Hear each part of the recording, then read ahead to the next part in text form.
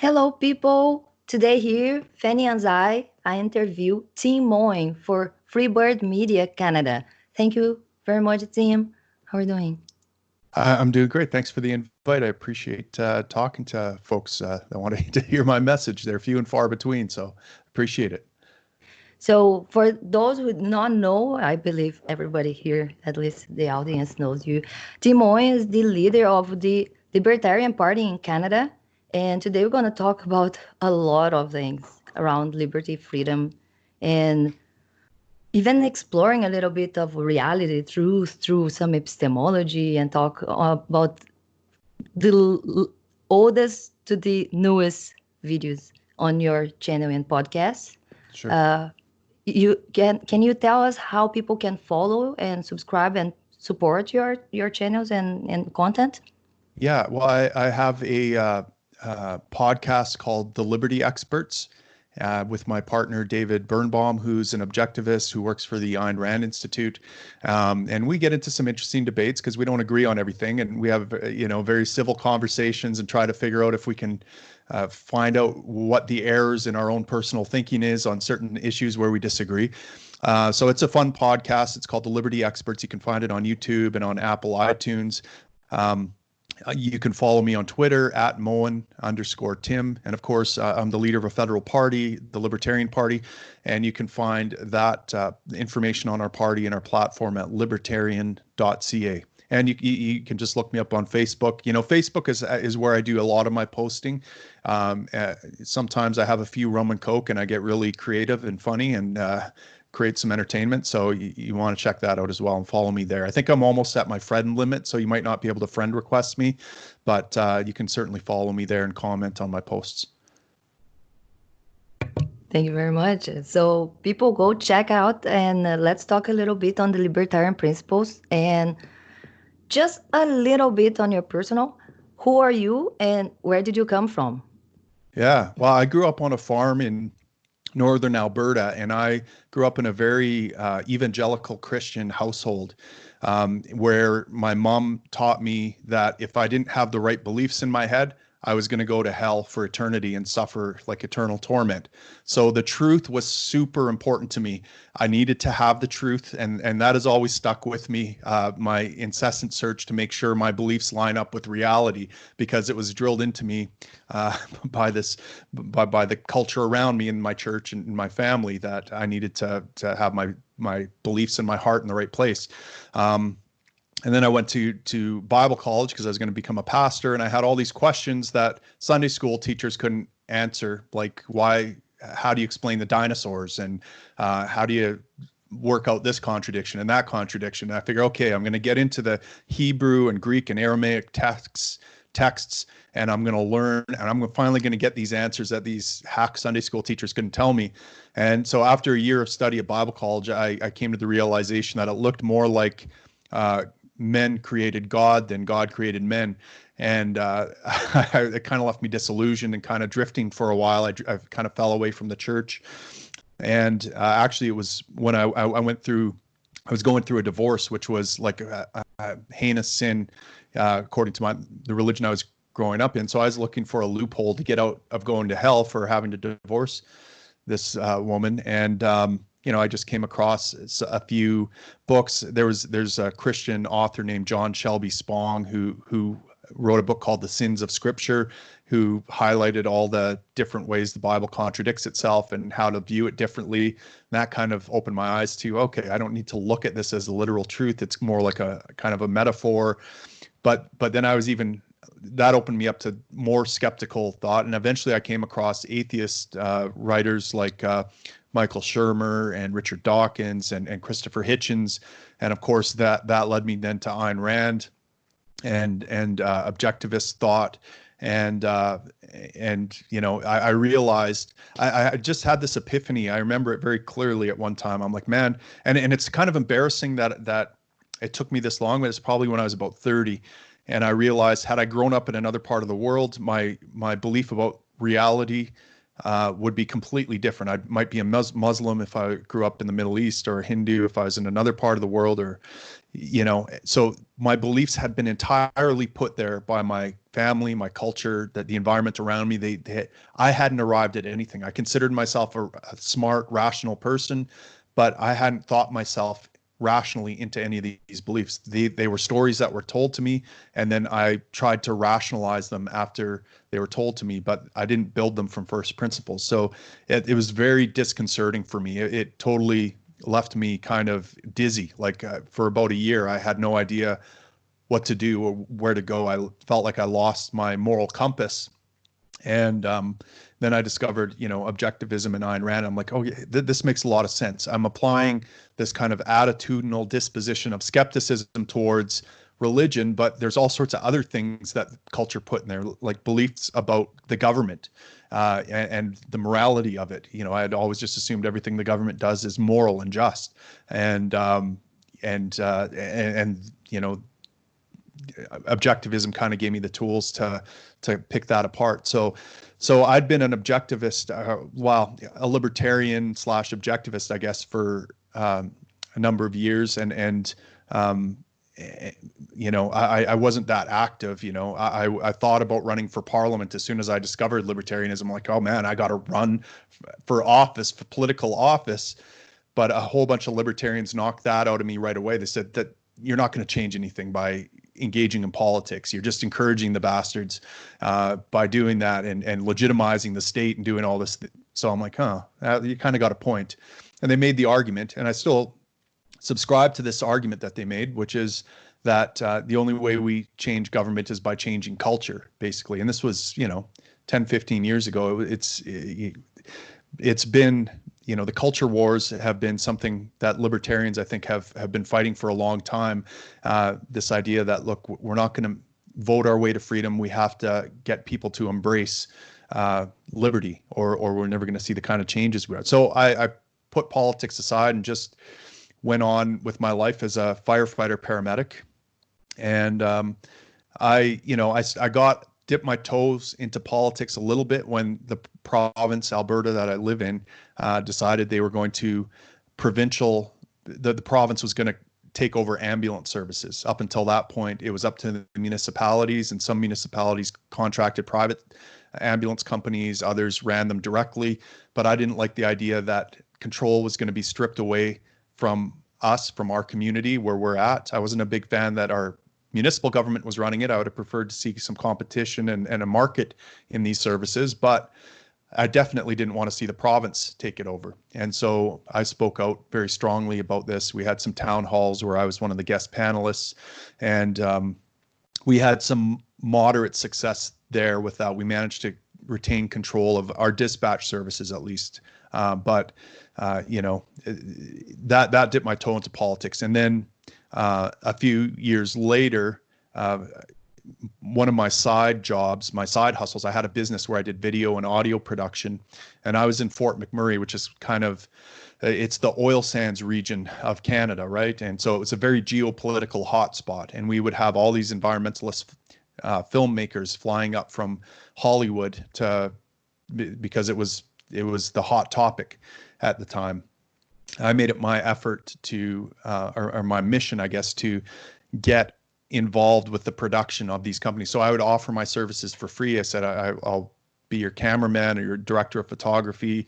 I've got all this equipment, and I can take you to these places and shoot what you want to shoot. And then my goal was to give them a little bit of cognitive dissonance. I wanted to encourage them to point their cameras at things that in my community that supported their message of environmentalism without blasting my community. So, for example, Fort McMurray, we had entrepreneurs that were working on these sea cans, those shipping containers. They converted them into like insulated containers that would grow plants in -40 weather using the methane that was coming off of the landfill.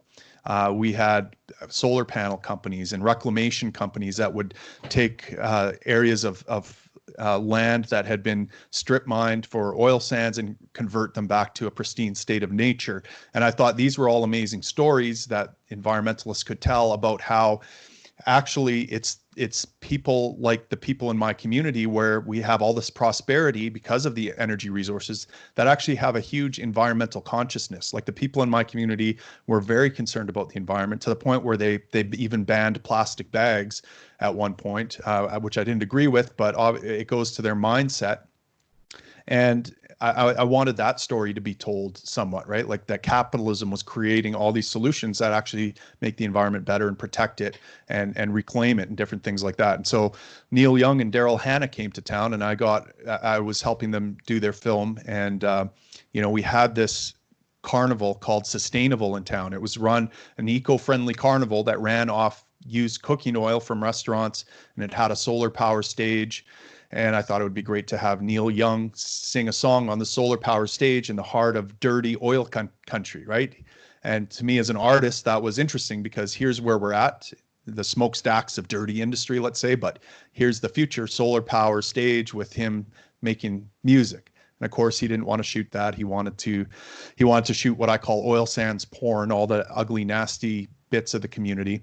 And then he went to Washington, D.C. a week later and said that that my community, which I thought was beautiful, looked like Hiroshima and Nagasaki, and that we were committing genocide on the First Nations people. And I got really pissed off, and I wrote an article about this, about his hypocrisy, about how he was emitting all these greenhouse gases to drive this eco-friendly vehicle. Like he was driving this hybrid vehicle that he designed himself, spent $1 million designing this thing so he could be energy efficient. But he only got ethanol from one place in one plant in the US that was the cleanest burning, cleanest fuel he could possibly buy, right? But in order to get it to him as he drove across North America doing this documentary, he had to have a diesel burning truck ship him the fuel so that he could be. So to me, I didn't begrudge this of Neil because this perfectly paralleled what was happening in our community. Yes, we're producing CO2. Yes, there's some inefficient things going on. That always happens when you have new technology, and then it gets more efficient over time. And the history of the oil sands is just that. CO2 emissions are decreasing as we find more and more efficient ways of extracting that oil to the point where they didn't even need to clear off trees and do strip mining anymore. They could just put pipes in the ground, inject steam, and suck the oil out that way without disturbing the surface on top. And, Neil, to me, was doing what we were doing. I wanted him to see that, but of course he blasted us. And so I wrote that in the article, and I wrote how, his son, who had cystic fibrosis, had a life expectancy of 16 to 18 years, but he was now 36, and he had a nurse around the clock, and Neil could take him with him around the oil sands and across North America because of this wealth that Neil accumulated that is linked directly back to the smokestacks of the Industrial Revolution that allowed all this, allowed him to no longer have to work from before dawn till after dusk. Now he could make a lot of money just making sounds with a instrument and his voice, and he could provide all this, and that's all thanks to capitalism and the Industrial Revolution, the very thing that he's railing against. So to me, he was undermining the very thing that was keeping his own son alive. So I made all these points in the article, and it went viral. The Huffington Post picked it up, and the Libertarian Party, some members noticed that I had some very libertarian themes in it, and they started trying to recruit me. And of course, I was in the mindset of, well, politics isn't the answer. You can't make change through politics. It has to be cultural change. But over the course of 4 or 5 months, this one guy in particular kept arguing that, look, that's exactly what we're doing here in the Libertarian Party. I mean, Ron Paul didn't win the presidency, but he brought the message that you care about to millions of people. He made more libertarians than any other person, maybe other than Ayn Rand.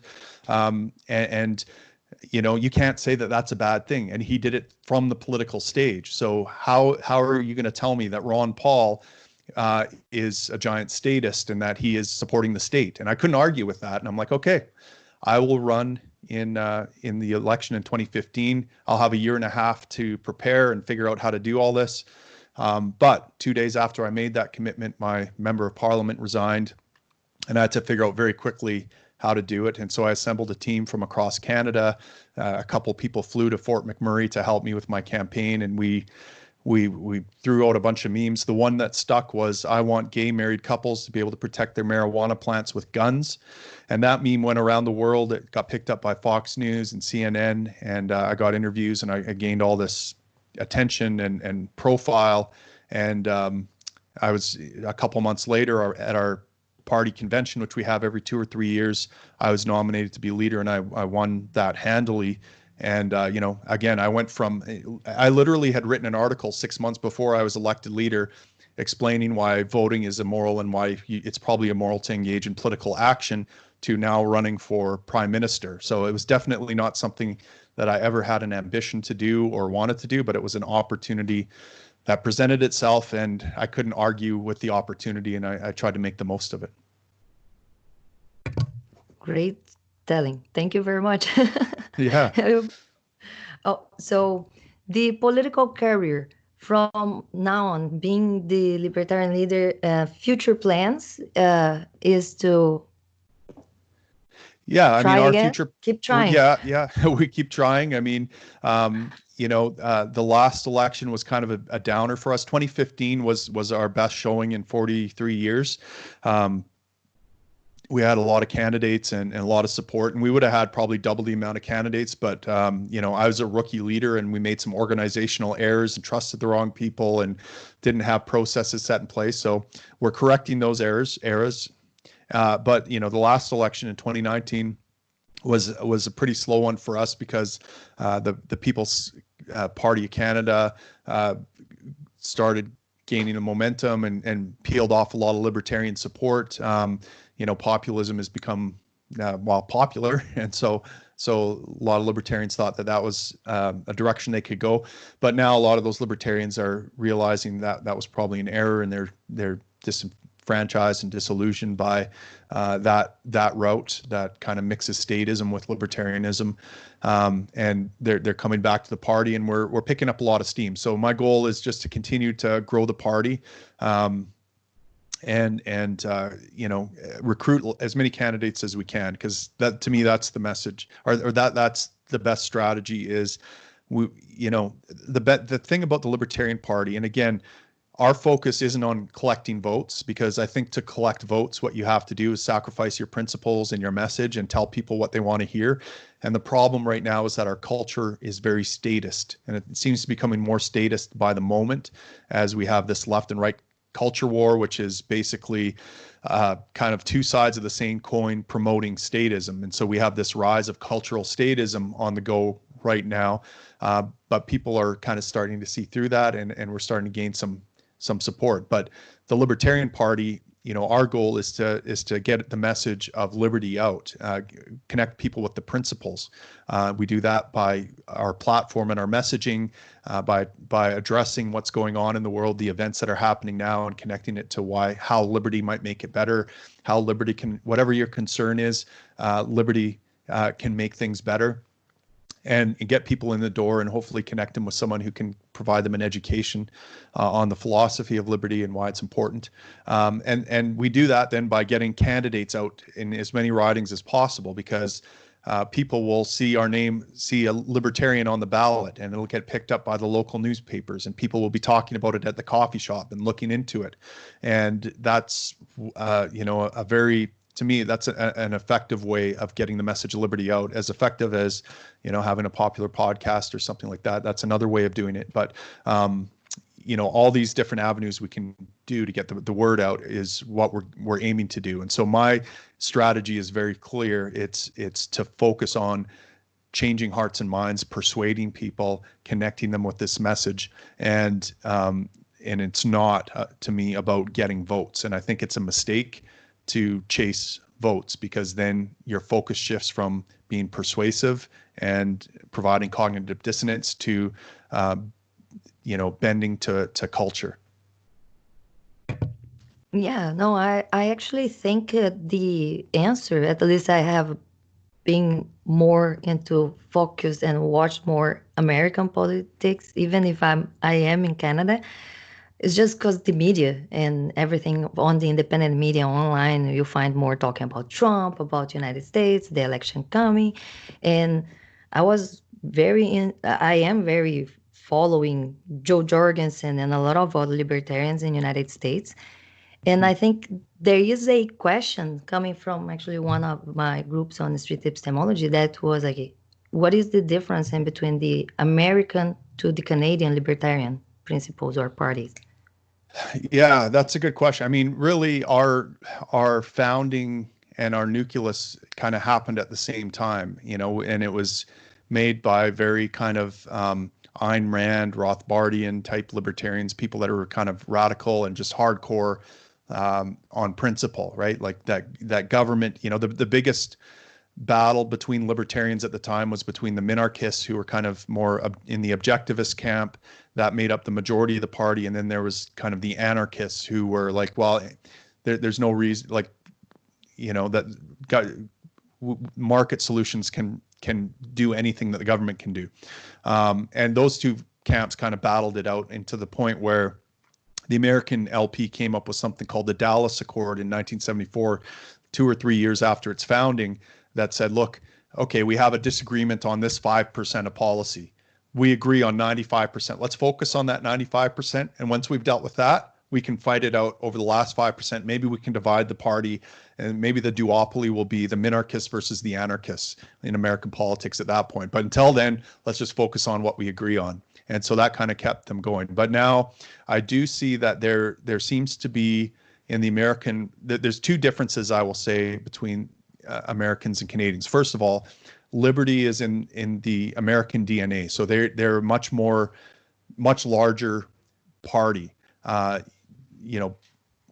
per capita, let's say. Like there's more libertarians in the, and they have very big conventions, and they've also created a fairly big umbrella where there seems to be some kind of left libertarians. Like I actually moderated a debate down there with the vice president, or no, it was the vice chair candidates it was a chairman candidates. It was the chairman candidates debate. And there was one guy on the stage that said property is theft. He was a left libertarian. And I was said out loud, I'm like, can he say that here? Like, is that even, I couldn't believe it that I was hearing that. Now he got a lot of boos from the crowd. So I don't think that's a very popular thing, but there do seem to be some of those leftist types in the Libertarian Party. And then the other big difference I would say is I saw a lot of people in that party that were focused on collecting votes. Like, to them, a win is getting someone elected. To me, a win is shifting culture. So it's a different metric, I would say, under my leadership than maybe under the leadership in the States. And I'm always skeptical of my own strategy. Maybe there is something to be said about their strategy. I mean, it's certainly gotten them more people, more candidates, maybe more popularity by doing that. So I'm always open to doing that, but right now it seems like there is a huge battle between the left and the right, kind of culture wars that is going on in the Libertarian Party in the U.S. right now, and we can see it. There was a shooting just the other day. I'm trying to remember the guy's name. He was a Libertarian Party member, and he was at a Black Lives Matter protest, and he got shot by a motorist there and killed, and it's all over the news down there. And you can see a very clear divide in the party down there between people that say he was a hero, and people that say that Garrett. Yeah, Garrett Foster. Garrett Foster, that's the name. Yeah, there's people saying he was a hero, and people saying saw that he was both a villain. matters. I don't know what is the real one. Yeah, I don't know. I don't know the details, and I don't want to speculate on what's going on there. But we can see a very clear that case has shown the kind of this stark divide down there, and we have that to some degree up here. And I think it would be even more if our party was bigger, and the bigger the group of libertarians, the more infighting there's likely to be, because we're very free thinkers. But there have been a lot of accusations thrown at the Libertarian Party in the U.S., especially under the outgoing chair, Nicholas Sarwark, that they were pandering to the left. And of course, they had Bill Weld and Gary Johnson in the last election, who were, maybe not great candidates or great spokespersons for liberty. And certainly Weld seems to be more of a Democrat than anything. So there's a lot of question about how left they've become under his leadership. I think a lot of that criticism is probably unfair. But we don't seem to have that problem up here. So, and then of course, Jorgensen tweeted out something about Black Lives Matter and anti-racism. And that created a big stir because people are very concerned about the Libertarian Party in the States going left. We don't really have that concern in Canada, at least not under my leadership. But I that there always is this kind of background hum of, in 2015, we certainly saw some conflict between people that were more sympathetic to the left and people that were more sympathetic to the right. Culturally, in the party, they were all libertarians because they all believed in property rights and the non-aggression principle and all those things. But some people wanted to go march in gay pride parades and do all these things, and other people were just saying, why would you do that? These people don't support us. They're all communists and they have their own agenda and blah blah blah, and you're supporting that. So there was always that kind of tension going on in the background. And as party leader, it's very difficult to reconcile that. I want to create unity and focus these people. I want a modern day equivalent of the Dallas Accord, where I get people focusing on, look, we agree on property rights. We agree on the non-initiation of force. We agree that taxation is theft and coercion. Like, let's stick to what we agree on and not fight about these, differences.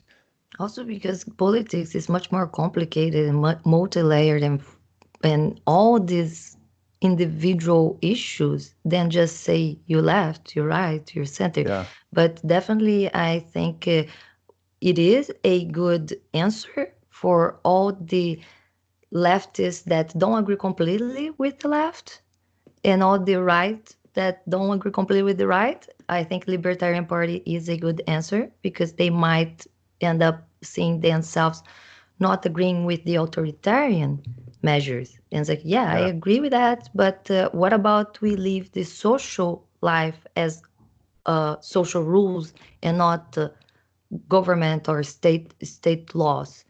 Yeah. No, absolutely. I'm a big believer that you got to understand your audience, right? If I'm talking about the drug war to a right-wing audience, let's say, and I've had to, some of my biggest supporters that have gone door knocking for me are social conservatives. And the first thing they saw when they were considering supporting me was that meme, I want gay married couples to protect their marijuana plants with guns, right? And they're like, what's this guy all about? And so, but they were willing to listen. And I said, I convinced them in 5-10 minutes. I said, look, I believe that a libertarian society turns out to be a more socially conservative society because people have to accept the responsibility of their vice and of their mistakes and of their bad behavior, their personally harmful behavior. And I told him, I said, you can't tell me that the government being in charge of marriage is helping out your church, for example, because now we've moved from gays being able to marry to now that your church might be mandated to marry people that you don't want to marry because you've made the government in charge of marriage. Well, the libertarians, we don't think government should have anything to do with the marriage. It should be a contract between a man and a woman, maybe his priest or the third party justice of the peace or whatever. And so they got it right away. And I said, is morality, is social conservative morality better to be legislated from on high, where your ideological enemies, the left, can take the same tools and you use them against you? Or is it better to promote from what Edmund Burke called the little platoons, churches, charities, businesses, the family? That's a place where morality should be encouraged and learned from rather than legislated from on high by government. And they got that right away, and they would go door knocking for me. So I would talk to social conservatives or conservatives about things like the drug war and say, look, we want more order. That's what they're concerned about. Conservatives are more concerned about order versus barbarism than they are about liberty, but liberty can get them more order. Right now, we have a lot of barbarism because we have this drug war, and then we have gang warfare, and then we have addicts everywhere, and homelessness, and all these problems. If we brought this out into the sunlight and made it all legal, gangs go away, that those drug addicts aimlessly walking the street like zombies, that goes away in large part. And now these people can actually get some help. And they got that message right away. So, and then of course on the left, we have the same thing. People are concerned about poverty or maybe climate catastrophe. And I connect them with the ways in which capitalism and liberty, alleviates poverty. I mean, we've had over 1 billion people lifted out of poverty, extreme poverty in the past decade, and that's because of capitalism, not because of some government program. And so if you care about poor people, we ought to get rid of minimum wage laws and allow them to start businesses and all these kinds of things.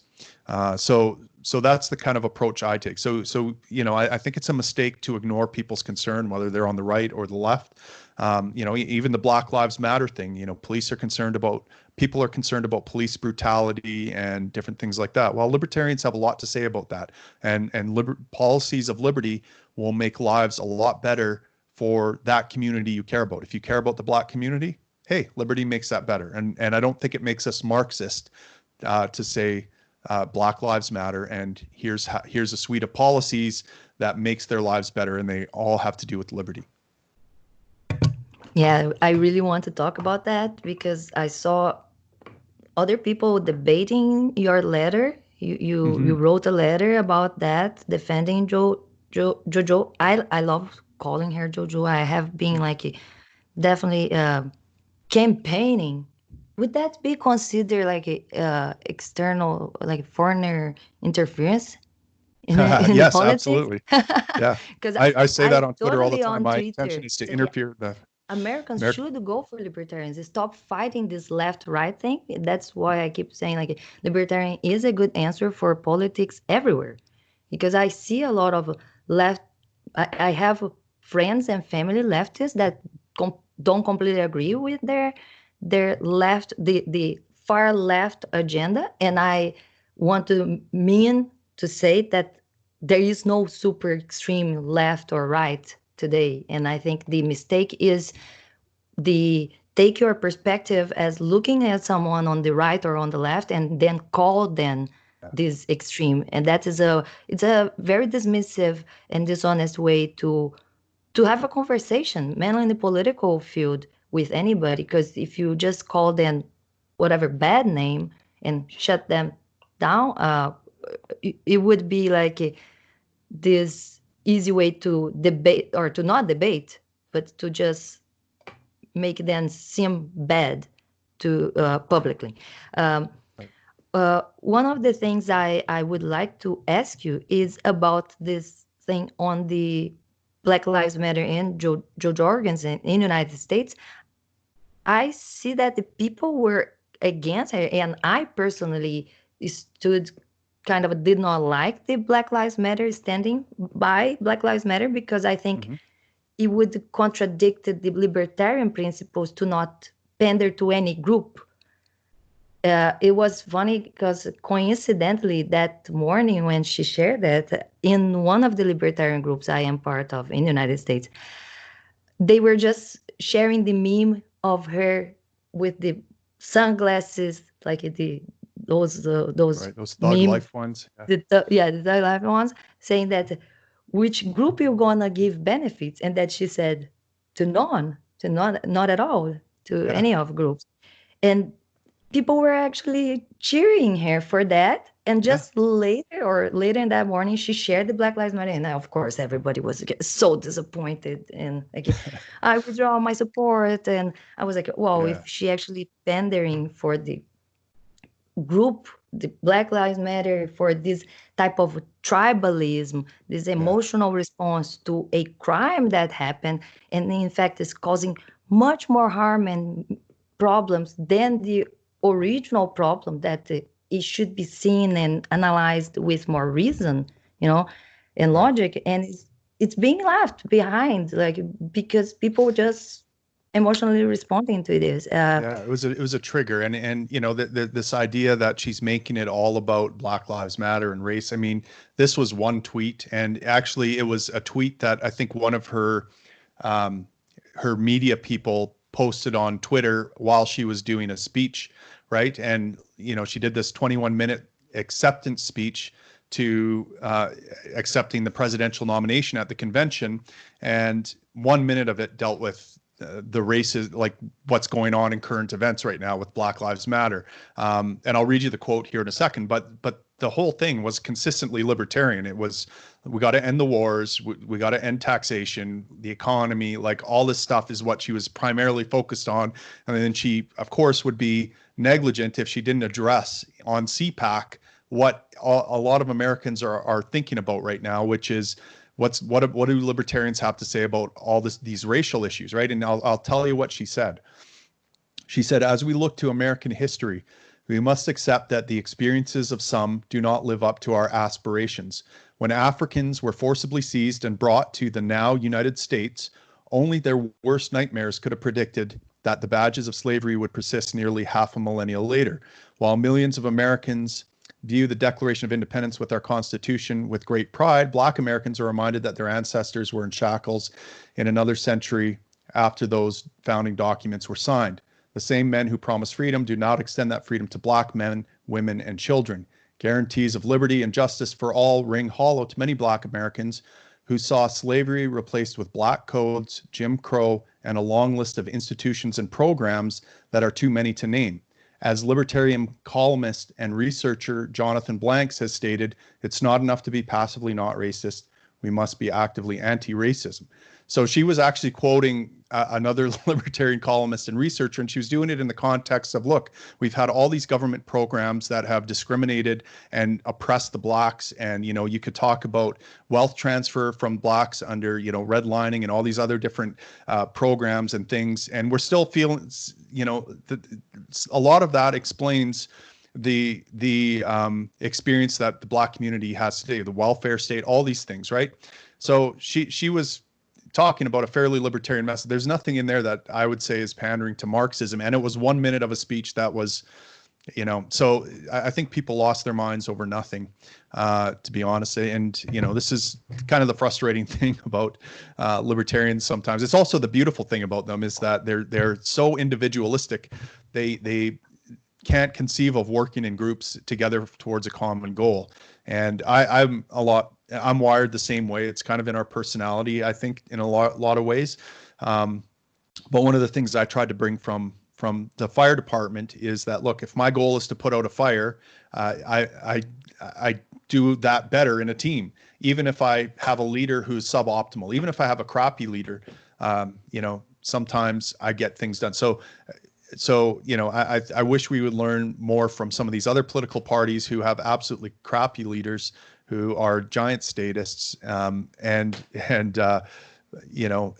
put aside some of these minute little differences we have, and just focus on getting the thing done. And then after the fire's over, after the election's over, and we can debrief and talk about what went right and what went wrong, and maybe we need to get a new leader and change things up. But right now we're in the middle of a firefight, and I hate throwing our own candidates under the bus like that. I understand your point. Definitely would not be good for her to lose the support right after getting the nominee, and considering that the group is still small in comparison of the dominant left and right, for sure. When talking about the Canadian Libertarian Party, is that we still, as you mentioned, a lot of people were supporting the PPC. I was actually very into Maxime Bernier following in the last election, and before that also he received a lot of I would say unfair names. He was accused of a few things that I would not agree. Uh, but definitely the PPC was a little bit of libertarian. You mentioned a little bit more populist, and in which way, like the principles of the PPC and libertarian uh, disagree. Right. Well, I'm not entirely sure what the PPC principles are, right? It's like respect and fairness and freedom or something like that, but it doesn't really elucidate what those are. And, at one time, I'll give you a little backstory about Max and we flew Mm-hmm. Max out to Western Canada after Stephen Harper resigned, after he lost the 2015 election, and we wanted to encourage him to run for conservative leadership because we thought, okay, he's saying some fairly libertarian things. He certainly has been quoting Austrian economists like von Mises and Hayek, and so we think he's good on economy. And it would be good to have a libertarian-friendly leader of the Conservative Party because if we could establish a relationship, a friendly relationship, give him some support, get him to be leader, he might be able to get us onto the national debate stage. And then I would perform essentially what Elizabeth May does on that stage, which is pull everyone towards the left to her eco-fascist policies, and I would pull everyone towards liberty. And I would make Maxime Bernier look like a moderate compared to me because I would be the radical, principled libertarian who was unapologetic, and I would open up the Overton window for him to look like kind of a centrist almost with his policies. But of course, he lost that election, and over the next year, and right after he lost, I actually invited him to take my place as leader of the Libertarian Party. I thought, what a great way to elevate liberty. We'll get this guy that's got a seat in Parliament. He doesn't have to work the kind of full-time job I do, so he can just constantly promote liberty on his MP salary and really grow this party and this movement. He was tempted, I think. I heard he watched that open invite 12 times. I put it on YouTube, and then over the next year, we carried on a conversation, and eventually he left the Conservative Party and went to the and he didn't come to us, which disappointed me. But I called him and said congrats. But what I think the difference is that Max is one of the main differences is that he's focused on getting votes rather than promoting a set of principles, and he's kind of done this throughout his political career, right? Like in the 90s, he was a French separatist. In the 2000s, he was just a status quo conservative. He voted to bomb. He didn't say anything against bombing Libya. He was against a drug war. He just voted status quo, like down the line. Then in the leadership race, he established himself as the libertarian candidate against Kelly Leitch's populism. And Kelly Leitch, if you remember at the time, she was promoting a values test to get into Canada and different things like that. And he challenged her on that, saying, we don't need a Trump up here, and that's a terrible idea. Of course, he adopted that same policy almost verbatim later on when he was in the PPC. And now he's kind of branding himself as a populist or a smart populist. Those are his words. But when he started to distance himself from the Conservative Party, he could have distanced himself by saying very liberty-oriented things like taxation is theft, end the drug war now, bring all the troops home, let's stop this nonsense. The only moral tax is 0%. There's a number of ways he could have pissed off the conservatives and got kicked out of the party. But the way he chose to do it was he started talking some stuff about multiculturalism and immigration or something like that. And that was a smart move politically if you're interested in getting votes rather than promoting a principle or something like that. Because the most disenfranchised and disaffected Canadians, the ones that felt like their voice wasn't being heard, were people that were most worried about immigration. They thought the immigrants are taking all our jobs, that that they're overrunning Canada, that we're going to have Sharia law or something like that. And so he focused on appealing to those people with a lot of his messaging. And so even things like, to me, if he joined the Libertarian Party, what I wanted to do was actually have a leadership race with him. Not that I would win, but I felt like I needed to hold his feet to the fire for a few things and get him either to apologize or admit he made mistakes and sacrifice principle in the past by voting for all these statist things. In fact, he supported supply management at one time. He has supported corporate bailouts at one time. He supported foreign interventionism, all these things. So I wanted to hold him accountable to that. I wanted to give him a chance, basically, to say, yeah, I sinned, and now I'm redeemed, and am I realize now I have to be principled. I was hoping that would be his message, right? But he didn't really go that way. He didn't really apologize or account for any of these sins against liberty that he did. And then, even things like his climate change policy was basically that, climate catastrophe isn't happening, so we don't need to address it. Well, what I would prefer is a message like, if climate catastrophe is happening, that means we need liberty even faster, because that's the only thing that's going to prevent climate catastrophe, not these giant government programs. To me, that's the way of being hardcore principled. So I think ultimately there's, it's not clear to me whether there's how well he understands the philosophy of liberty. He certainly understands, I think, free market economics, but I don't think he cares about the drug war, for example. I know one of his caucus members, or his inner circle, presented him with a better cannabis policy to because we were coming up on 1 year post legalization, and it would have been a great opportunity for him to say, okay, this is actually a better cannabis policy that opens it up to the free market and gets rid of the supply management cronyist system we have in the cannabis industry. But he wouldn't even do that. So, to me, as a paramedic on the front lines of the drug war, where I'm dealing with fentanyl overdoses and all these things, I want to address this issue, and people need to know about it. So I just don't think So if there's any I don't know. libertarianism there, he's not addressing it, right? So I don't know. Maybe we should go a little bit. What I would like to ask you first is about, like, if you have done recently your political compass, and how would you position yourself? Sure. Yeah, I don't know if I've done. Well, I'm in the bottom right corner, right? If you're Okay. looking at that quadrant, yeah. So I would probably consider myself an anarcho-capitalist, I guess, but I don't really like to use labels like that, because I don't, it's kind of like, to me, liberty isn't necessarily an endpoint. It's like even if we have something that we could describe as a stateless society, it still wouldn't be enough liberty for me. I'm always going to be pushing for more, and I always think there's more liberty to be had. And the other half of liberty, it's not just freedom from coercion. That's the political kind of liberty, but there's also taking personal responsibility, right? And I focus a lot more about this area more recently on our podcast, The Liberty Experts.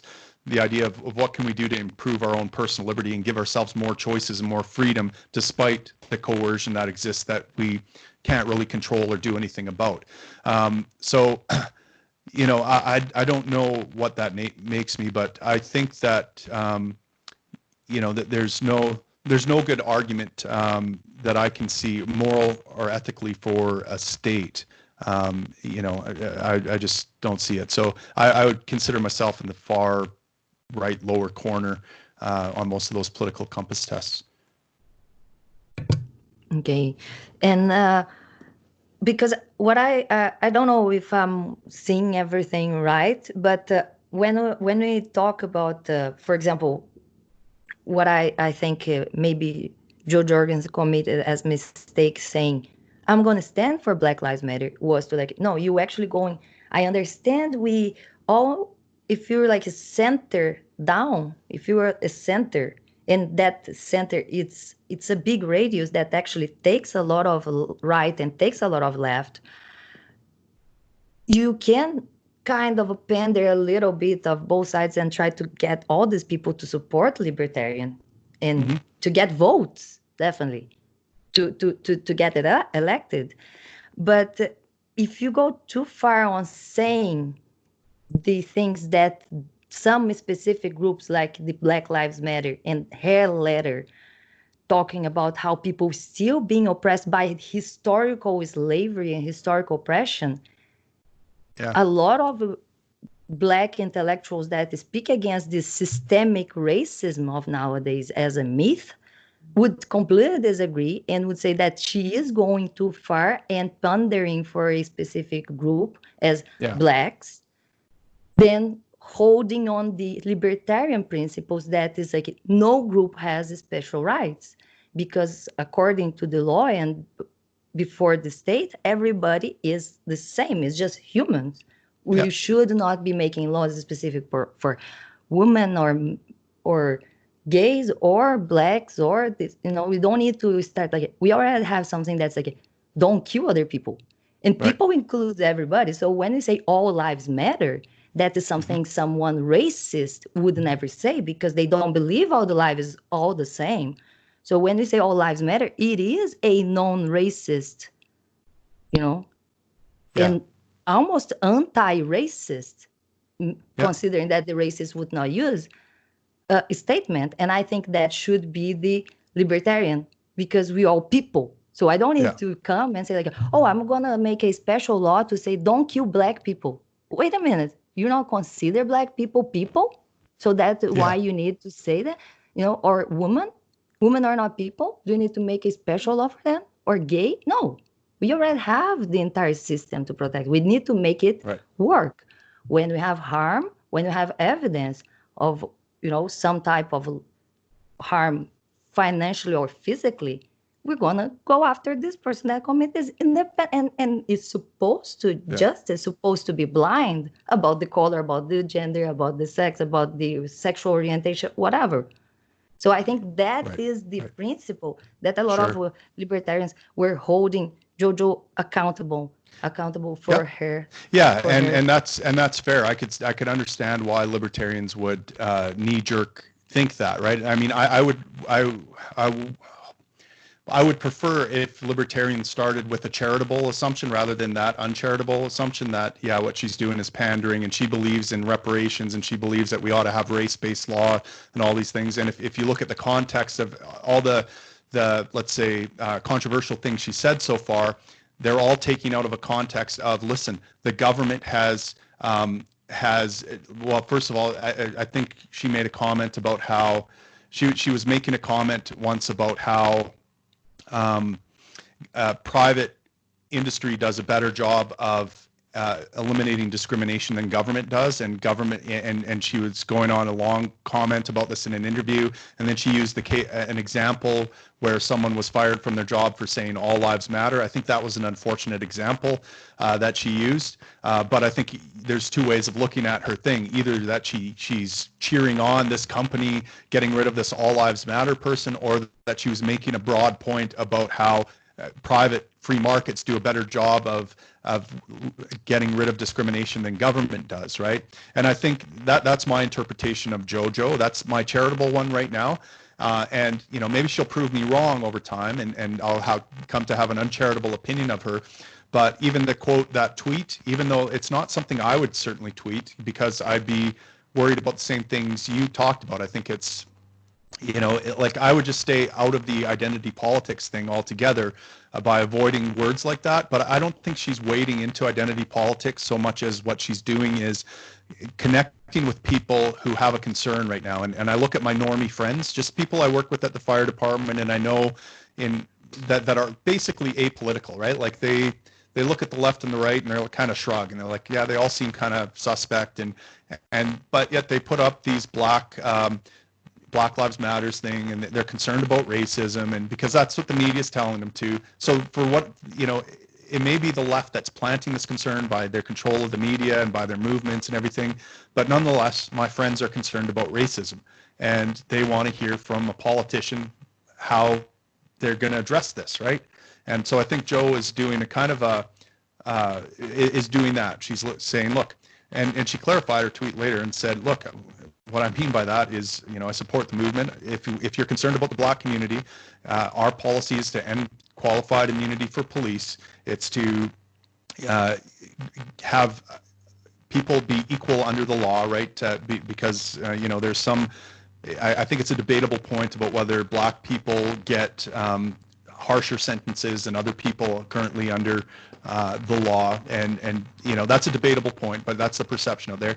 And she listed a whole suite of libertarian policies that are consistently libertarian that will make life better for the Black community by getting rid of some of these things and reforming our justice system to a more libertarian one, and that sort of thing. So your point is well taken, and I hope she doesn't go down that route, and I'm pretty confident she won't, because I've seen very little from her on the whole identity politics and race thing, just like a couple little things.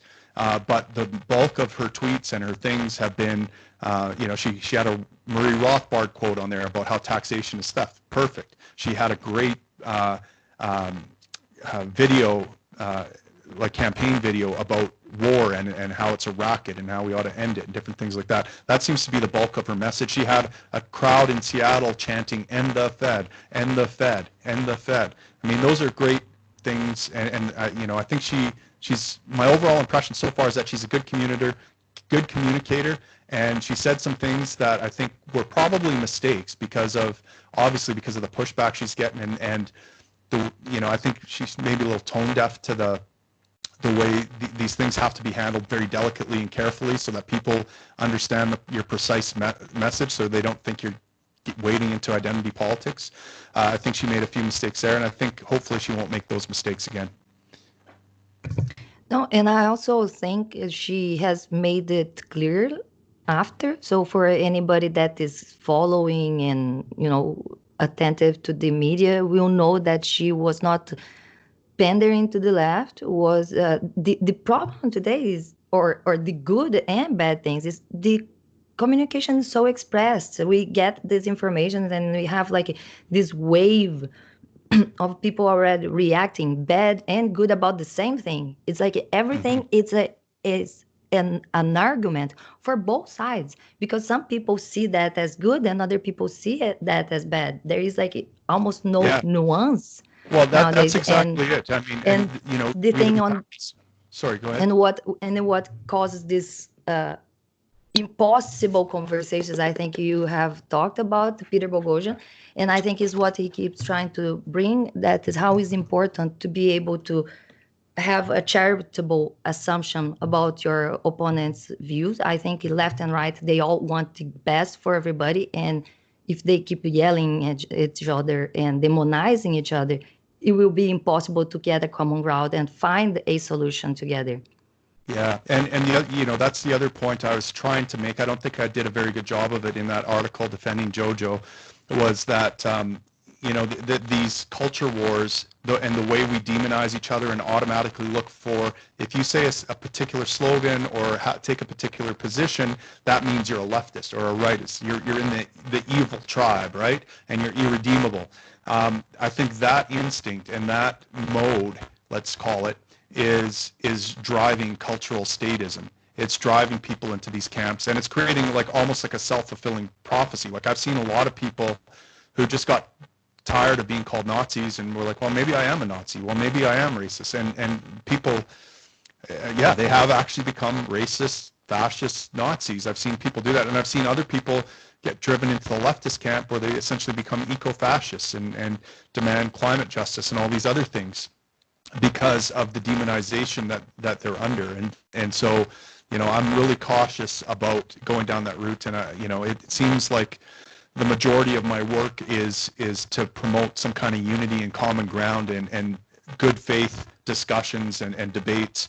And like Boghossian says, have a charitable assumption of the other person's position and address them that way, and rather than just leap to they're acting in bad faith and they're the worst kind of person and they're pandering to the worst kind of people. I think that is not helping. Sorry.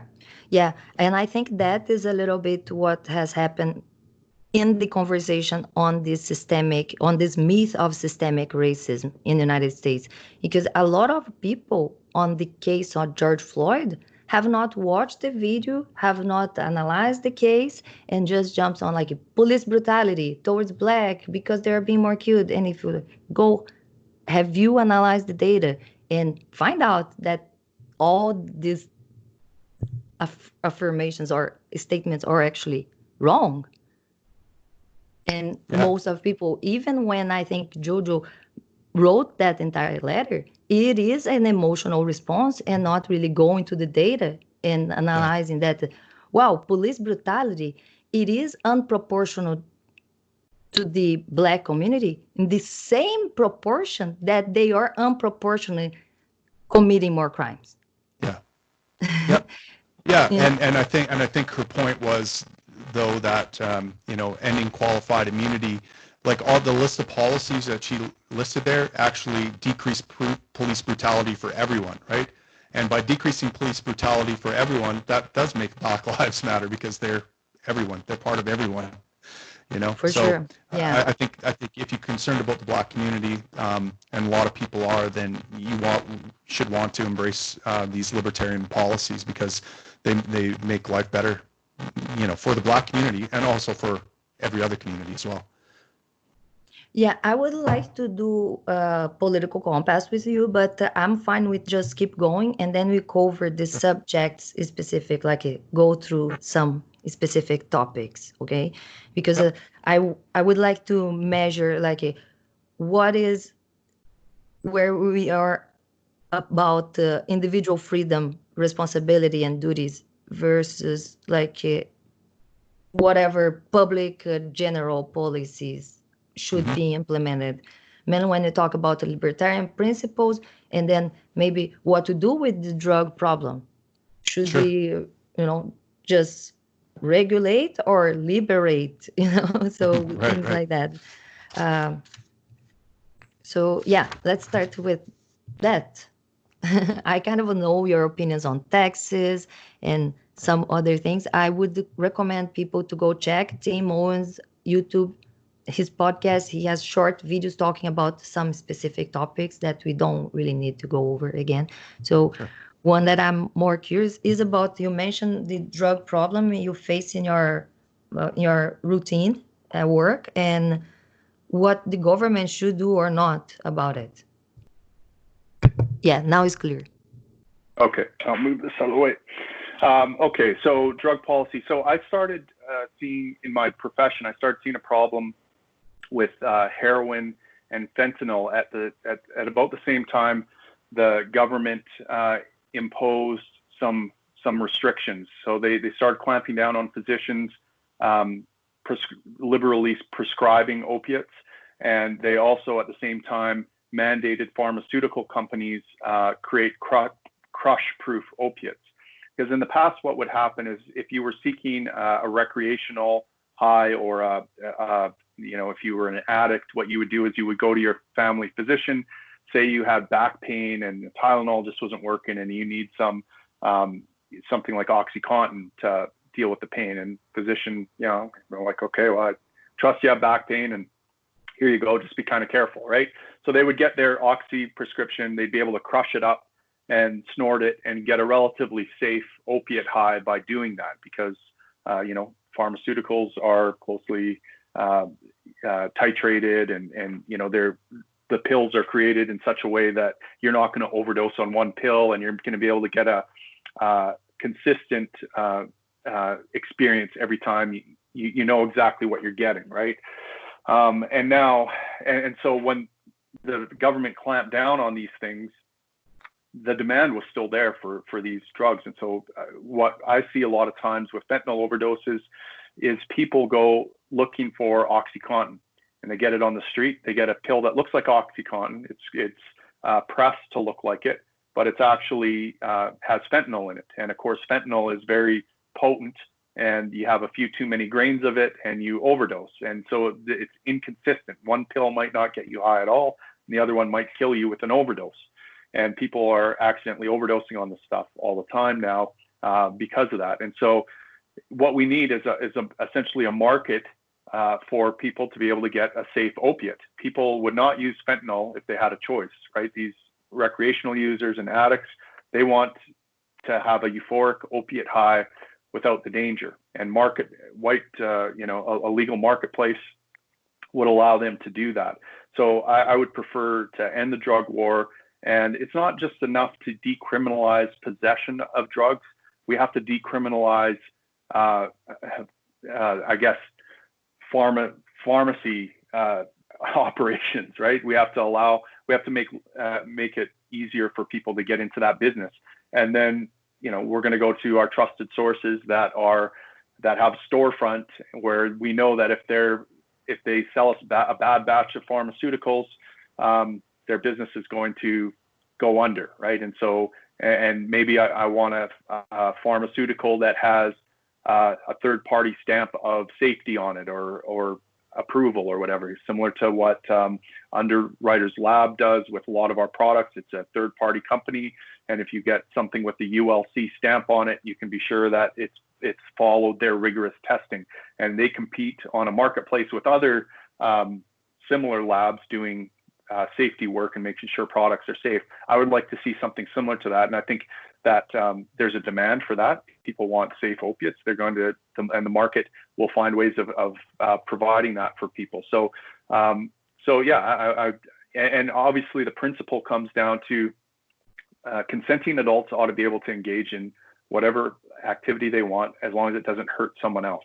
And so if I want to buy drugs from my neighbor and he wants to sell them to me, there should be no crime there whatsoever, unless he committed fraud by saying this is an OxyContin and actually it's fentanyl and then I die. Well, now I think he has committed fraud, and that's obviously against the law. That should be against the law, and he should be persecuted for that. But if he's selling me a product, I know what it is, and he doesn't lie about it, then there should be no issue. Very good. Yeah. So less regulations would be just decriminalize all drugs. Well, less government regulation, because government uses initiatory force to regulate, right? But I actually think that the marketplace provides all sorts of kind of self-regulation, right? And by that I mean, these competing regulatory agencies. I mean, that's a type of regulation in a sense. The Underwriters Labs, for example, if I want their approval, I have to meet their standard.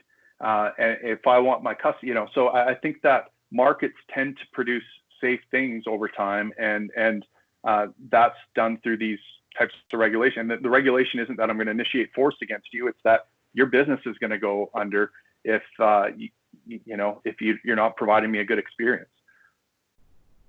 What about health and public programs? How should health be dealt in Canada? Yeah, well, again, I'm consistently market based here. Part of the problem is, so I'll talk a little bit, obviously from a libertarian perspective, it should be a complete free market. When we start to get into politics, it gets a little bit trickier, because should the federal government prohibit a province from doing some kind of socialized medicine or something like that? Like, is that a good strategy? I'm not sure about that. So what I would say from a federal level is, right now, the problem is that we have these equalization payments. And so provinces get federal health transfers. So we all pay income tax. It goes into a big pot of money. The money then gets dispersed to provincial governments in the form of equalization payments. And a big chunk of that is health transfer payments. And the health transfer payments come with strings attached. So Alberta, for example, gets several $1 billion a year from the federal government for health care. But the caveat to getting that money is that you can't violate the Health Canada Act, which basically lays out that you essentially can't have any kind of free market or private medicine going on in your province. You can't be allowing that, because that would be in violation of the act, and now you won't get the money. So I would remove all that, get rid of the Health Canada Act, get rid of these strings, get rid of equalization payments altogether, and then allow provinces to implement more free market systems if they want, or kind of do whatever they want. And then you would see different systems and how they operate. And, if you didn't like your province's particular health system, you could move to Alberta, where we're more open to free market things, and we have private clinics. And, I go to a private doctor for health optimization. That's one thing that's allowed in Alberta. But obviously, as a healthcare provider myself, I don't think the government should be prohibiting me from providing services. Healthcare shouldn't be illegal. And so right now, in my community, we have a lot of seniors, and there's a big gap between them being able to go to their primary care physician, their family doctor, and they have mobility issues and that they can't leave home. So what happens is a person with congestive heart failure maybe develops a cough. and they can't make it into their family physician because they don't have the mobility. And it's not an emergency, so they're not going to call an ambulance. Well, a week later, that cough is now a pneumonia, and now they're in a life-threatening situation where the ambulance is called and we take them to emerge and they get antibiotics. So community paramedics would fill in this gap where a community paramedic could go to their home. They could, talk with their family physician about all the things they're seeing, do some blood tests, run it to the lab, work out a care plan with the family physician mobily, and bring them a prescription of antibiotics so that it never develops into a life-threatening thing. I know there are thousands of willing paying customers in my community that would love a service like that. I am prohibited from doing that. So that's just one paramedic with a business idea about how I can provide better healthcare services in my community. I'm prohibited from doing that. Only the province can, and they have limited and scarce resources. And so it's not going to get done. And so these people around me are needlessly suffering, especially now under pandemic lockdown, when they don't need to be. I could be out there and I've got 2 daughters that are following in my footsteps and being paramedics. I could have a family business and we could be really elevating the health of people in my community. So multiply that by thousands of healthcare providers across this country with different ideas like that, and you can see why we have long bread lines for our healthcare. They're no different than the Soviet Union bread lines. We stand in line for 4 hours and we get a stale product. I once got into basically a shouting match with my family doctor because I was going on a ketogenic diet, and this was a fairly new diet, back probably 5 years ago.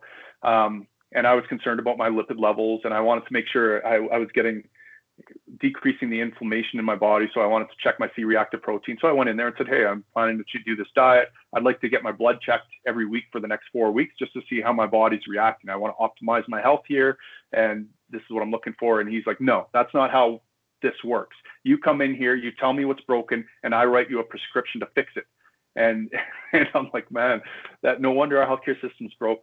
And so I went down to the lab and I said, listen, can I just pay you to get this blood test? I just want to see what's in my blood. And of course, no, you're prohibited from. So healthcare is illegal in Canada. It needs to be legalized. And so I understand for Canadians, they don't want to get rid of the public system. And, I have some sympathies to that for sure. A transition would be, let's just legalize healthcare. Let's eliminate the prohibitions on healthcare. We can keep the public I think system it for needs now. to have at least to break down the monopoly of the states taking care of the healthcare in that way and prohibiting people to get to doctors to open their private clinics and have a more freer practice. I'm very disappointed with the healthcare here in Canada coming from Brazil. Because we have a very socialized health system, just like here. The difference is in Brazil, we don't pay the taxes apart and in a bill that comes to your house. So most of people misuse the system, overuse for no reasons because they feel that it's for free. And Yeah. I think it's interesting and it's a good thing. I would like to install this thing of sending a little letter to people's house and they pay that, walk to the bank and pay that people and feel like, oh, so my health is not for free. I should be more concerned on Right. how to use, because in Brazil, they're going to call.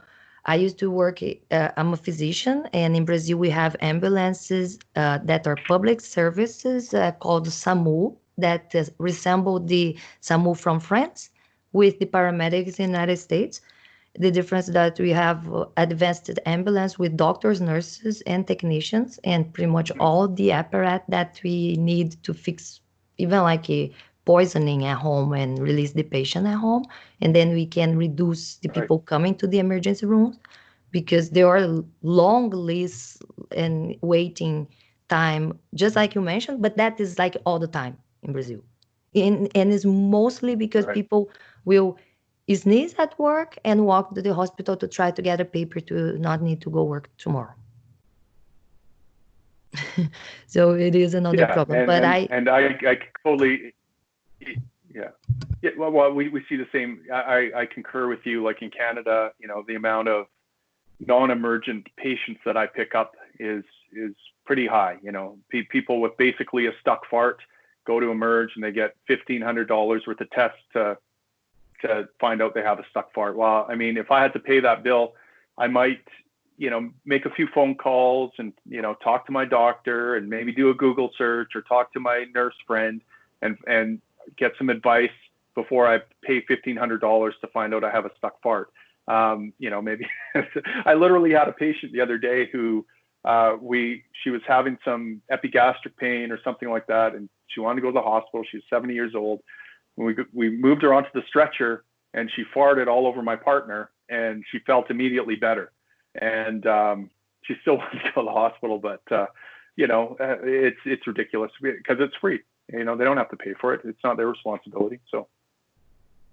And I see a lot of people that are very concerned and, and consciousness on using it. Of course, I can take my car and drive to the hospital, then call an ambulance. That would cost this much money, even for the system, even when they can, because they have this idea. But other people actually, when I was working in Brazil in the central and we regulate the phone calls, there were people in the end that I was like, what are you really feeling? And it was just like trying to pass as a heartburn or something like that.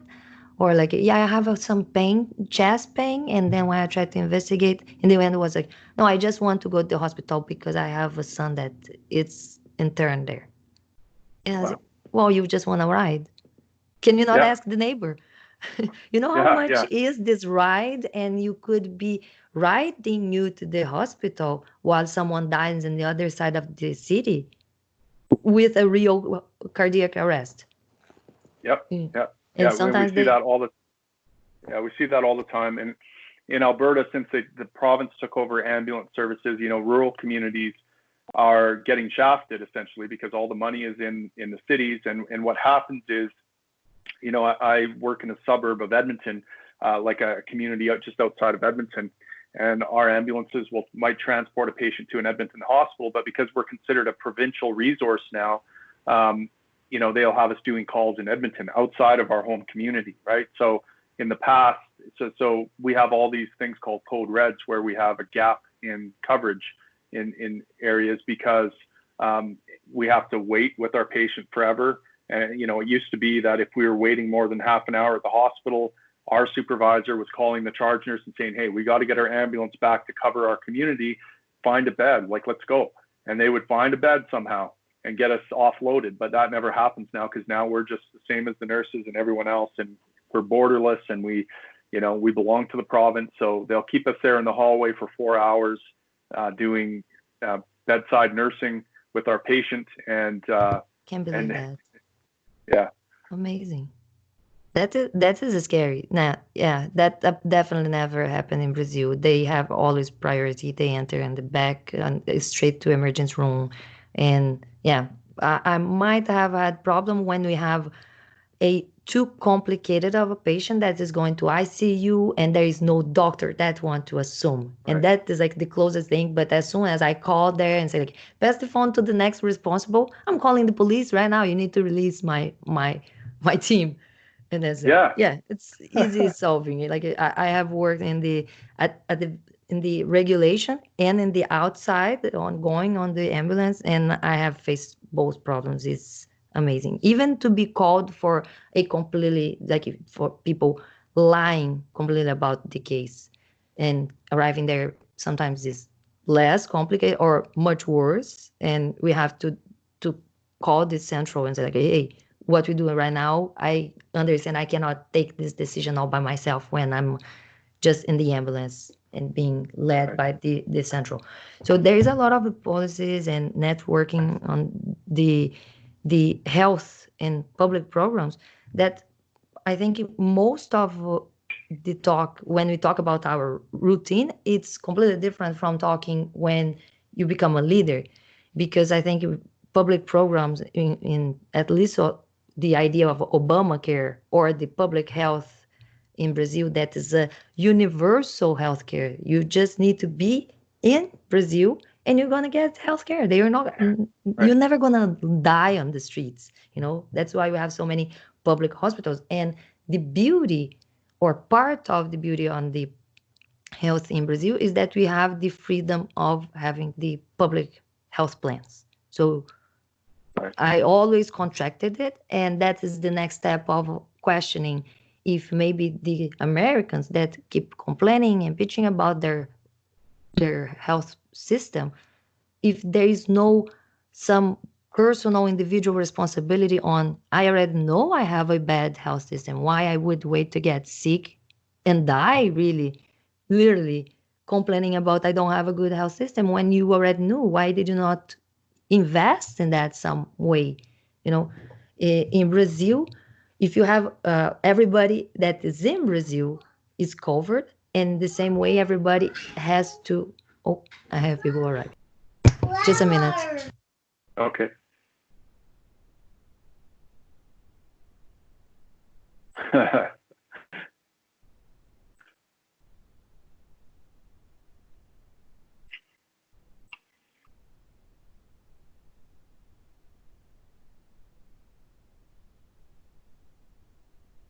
I remember when we used to get dandelions as a kid, we would say, Mama had a baby and her head popped off, and then popped the thing off the dandelion. So this is much more She sweet always than brings me how we. something.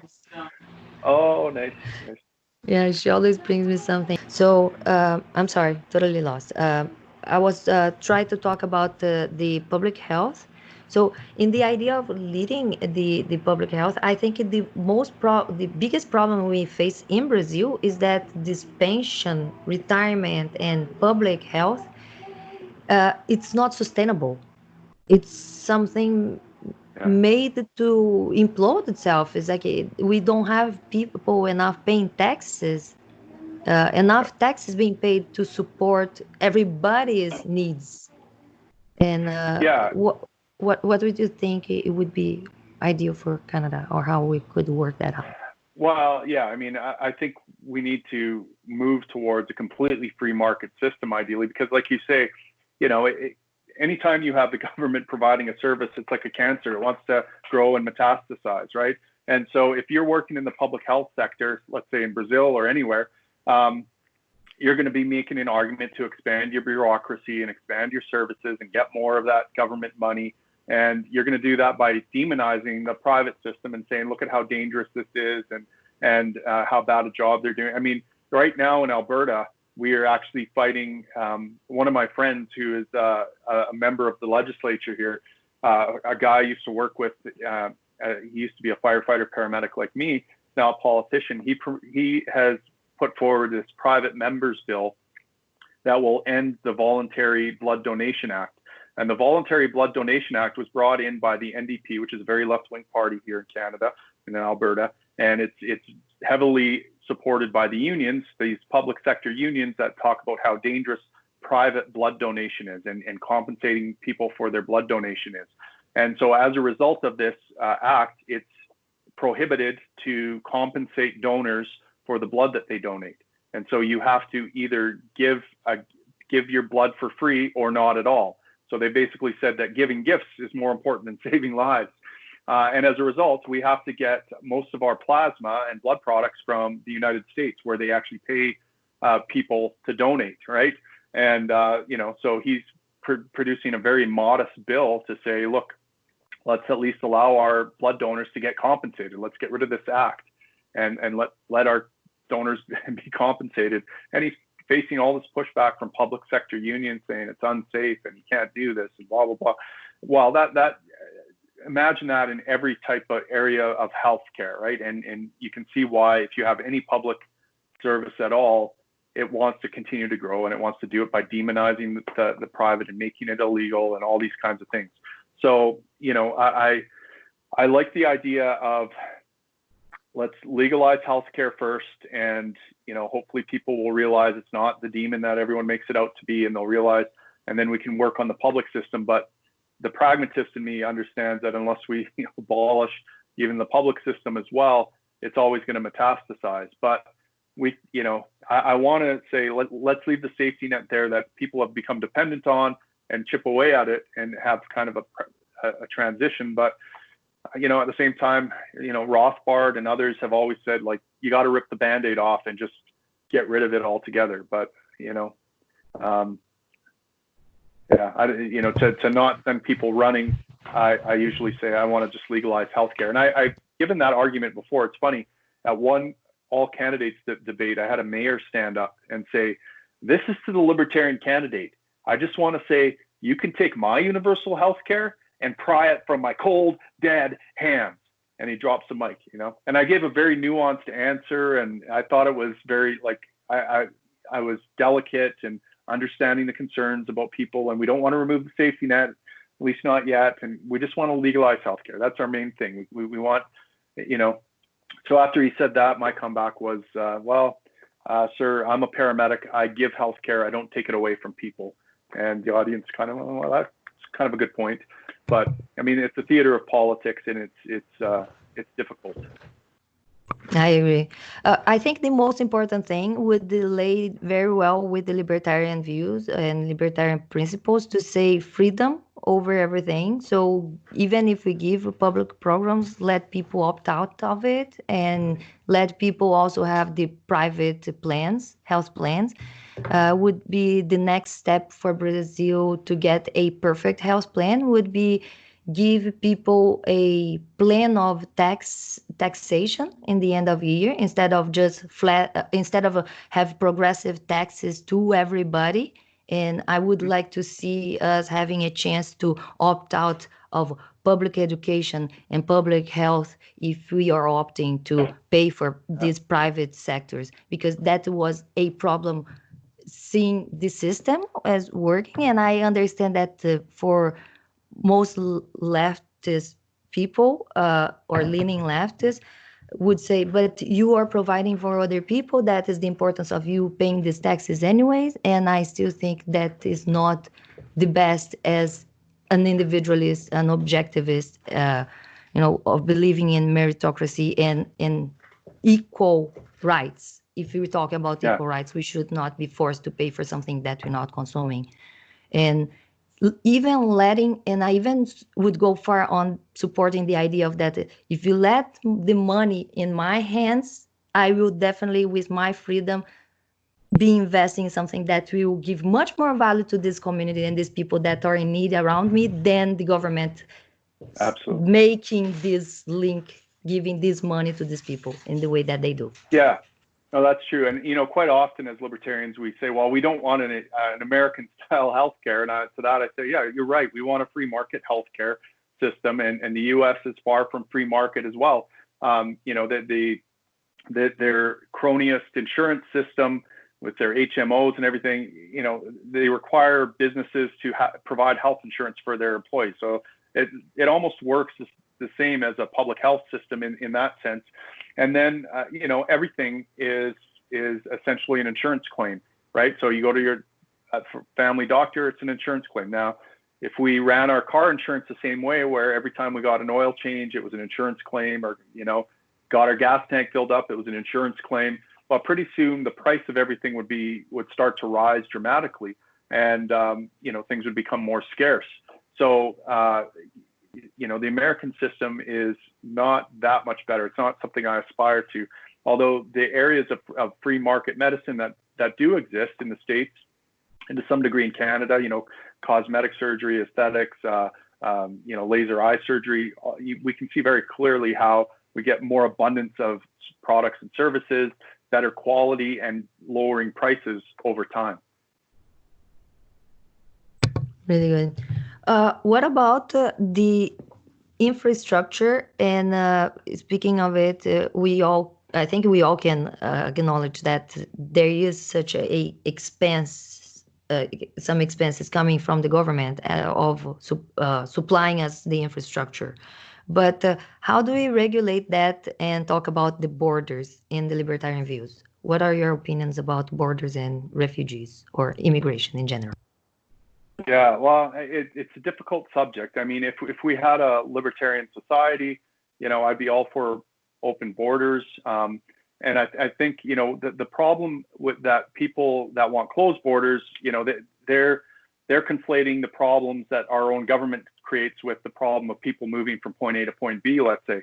But it's having welfare and all this infrastructure and public space, and that's the problem in democracy, where the mob's opinion rules my life. Yeah, those are all serious problems, and immigration, especially from illiberal nations, let's say, probably makes all those problems worse to some degree, although I think there's a debate to be had about that. So my immigration policy in the last election was sympathetic to the closed border one, because I recognize, yeah, right now immigration probably is a problem. You know, our government sponsors all these refugees. We have this open border where people can utilize. You know, it ends up making me a bigger tax victim because of all this stuff happening. So maybe for the time being, we need to control that a little bit. But again, my instinct is I want to get government out of this. And so the policy I proposed was, let's get government out of the idea of who can come in and who can't. And let's leave that up to the responsibility of individual Canadian citizens. So an invite-only kind of immigration policy where if you're a Canadian citizen, you can invite immigrants over, provided you are willing to take responsibility for, you know, their financial needs if they need them. That's not the government's responsibility or other Canadians' responsibility. That's yours. You know, And maybe I'm sorry, I we add thought some. there is such a thing. Like it doesn't work a little bit right now like that. Yeah, You we actually have to have that's a letter we from yeah a Canadian company or yeah person. yeah. There is a there is an there is that to some degree, but I would like to make it more open to and broader to Canadians and easier for them if they want to take on the responsibility. And then also add to that maybe some liability if the person they invite turns out to be a criminal and commits crimes or something like that. Maybe that person who invited them has got some liability for legal expenses and whatever that goes with that. And I think that would be a much better way of vetting and screening immigrants than having a government bureaucrat do it with some face-to-face values test or something like that. That would be my temporary measure until we get a much more private property type society where, you know, in a private property system. Would that be extensive to people that are illegally in Canada already? So try to fix their status? Because I think that is another problem a lot of people face in Canada and United States when talk about illegal immigration. Yeah, I think if you find a sponsor, I think there's a lot. I think Canadians by and large are very charitable and giving, right? And they should be able to be charitable and giving and sponsor people and take responsibility for them. And then that gets other Canadians off the hook who don't want to have to be responsible for paying for their this and that and everything else. It's not a perfect measure. There's a lot of things you can criticize about it. There is no perfect solution right now, though, because, you know, the state has its tentacles in every aspect of our life. And because of that, immigration has the potential, at least, to make our lives a lot worse as Canadians if it's just left totally unchecked. So, you know, I would want to move towards eliminating the welfare state, going to more of a private property society where things are owned by property owners. And then, you know, the borders I'm most concerned about are private property borders, right? Like right now, the government essentially can come into my house, take half my stuff, you know, march my kids off to school and off to war potentially, tell me I can't even play lawn darts in my backyard because they're too sharp and I might hurt someone. You know, they control so many aspects of our life and they invade my private space and my private property. And I just want to deport government. And my main goal as a libertarian is to strengthen those borders more than anything else. And once those borders are strong, then, you know, the state doesn't have to worry about its borders as much from individuals immigrating or whatever. It just has to worry about invading forces and armies. That's perfect. Actually, a list of topics to ask you about politics and libertarian views. I think a lot of them you have mentioned marriage rights, that is nothing to do with government. And I believe it would be the same about a lot of things on speech and moving in public areas, as you mentioned about the borders. What about gun control, abortion, you know, and those Sure. other very hot topics? Yeah, well, gun control, I mean, it's pretty straightforward. You know, whatever guns the government should be allowed to have, people should be allowed to own. Now, you know, ideally, I would prefer cities to be privately owned, let's say. So I think private ownership of cities is better than, say, public ownership. And, I don't, and so I think that it might be reasonable for there to be rules about, maybe you shouldn't carry a fully automatic machine gun in a crowded space. Walter Block once had a great kind of academic article towards, I think he named it towards a libertarian answer for gun control or something like that, where he basically argued that we have to consider geographical, spatial population density when we consider weapons, permissible weapons. So he said, for example, if there's 3 people packed into a phone booth, maybe it's not good for one of them to be handling a knife, because it's guaranteed someone's going to get hurt with that, right? Whereas if we were more spread out, that wouldn't be an issue. And so he also makes the case, let's say, for private ownership of a nuclear weapon. Libertarians typically say, well, nuclear weapons can only ever be used offensively. In other words, it's going to kill thousands of innocent people to get the bad guys you want. And so maybe there's an argument to be made that it should never be used as a weapon of war and shouldn't be used. But maybe there's an argument to be made, he says, for a guy like Elon Musk to own a nuke to protect us from asteroids or something, or interplanetary whatever. So we can launch it into space, and that's a legitimate thing. But then, of course, we would want to know that he's never going to point it at people, and maybe have some watchdogs on that or something like that.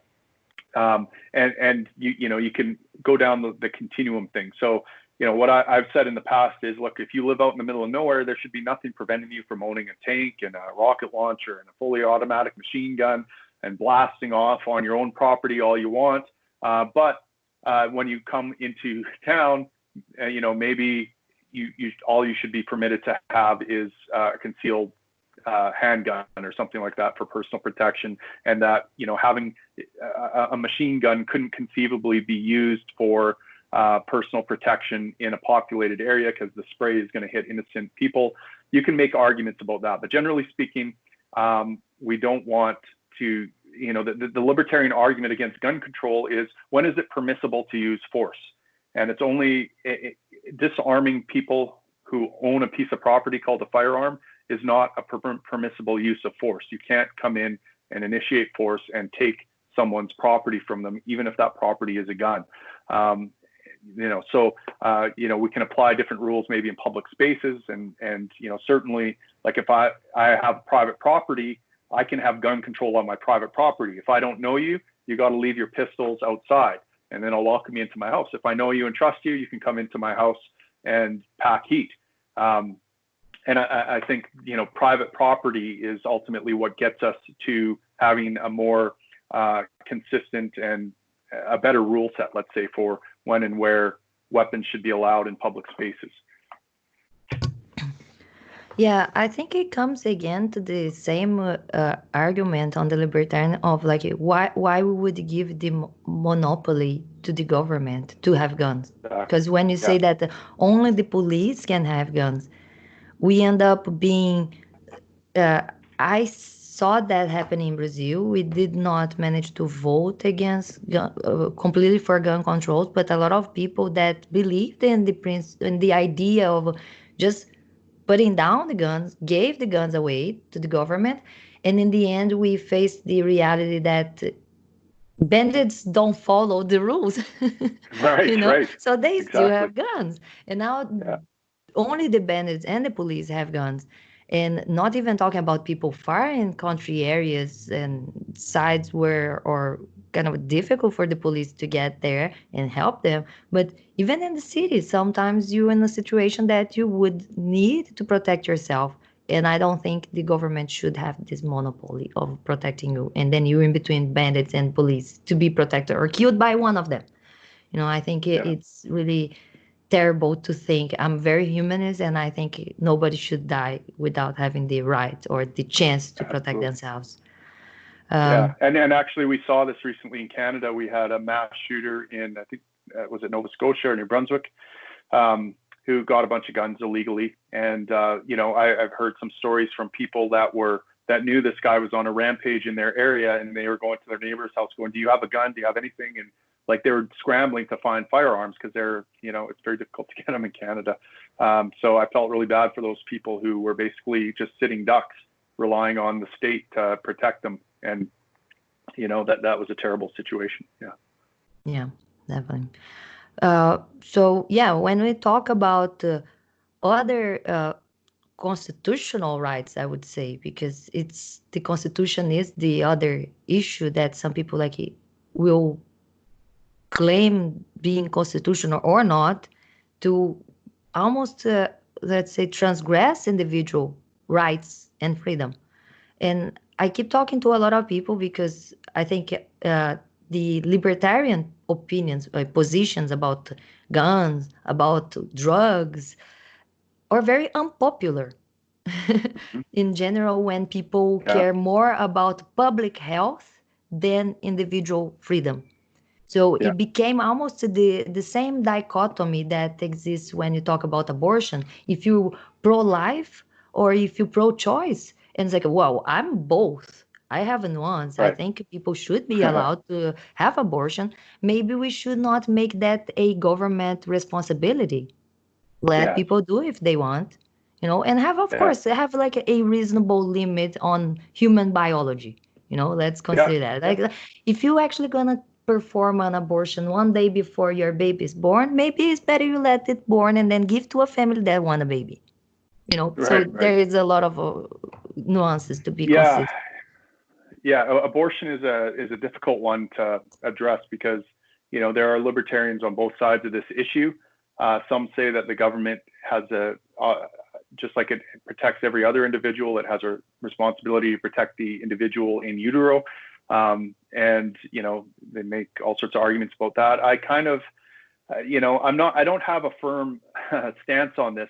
Right now, I lean towards Walter Block's evictionism. I don't know if you've heard of this, but Walter Block has basically kind of outlined a third position, right, where he says, okay, let's assume the pro-life argument that that's a person in there.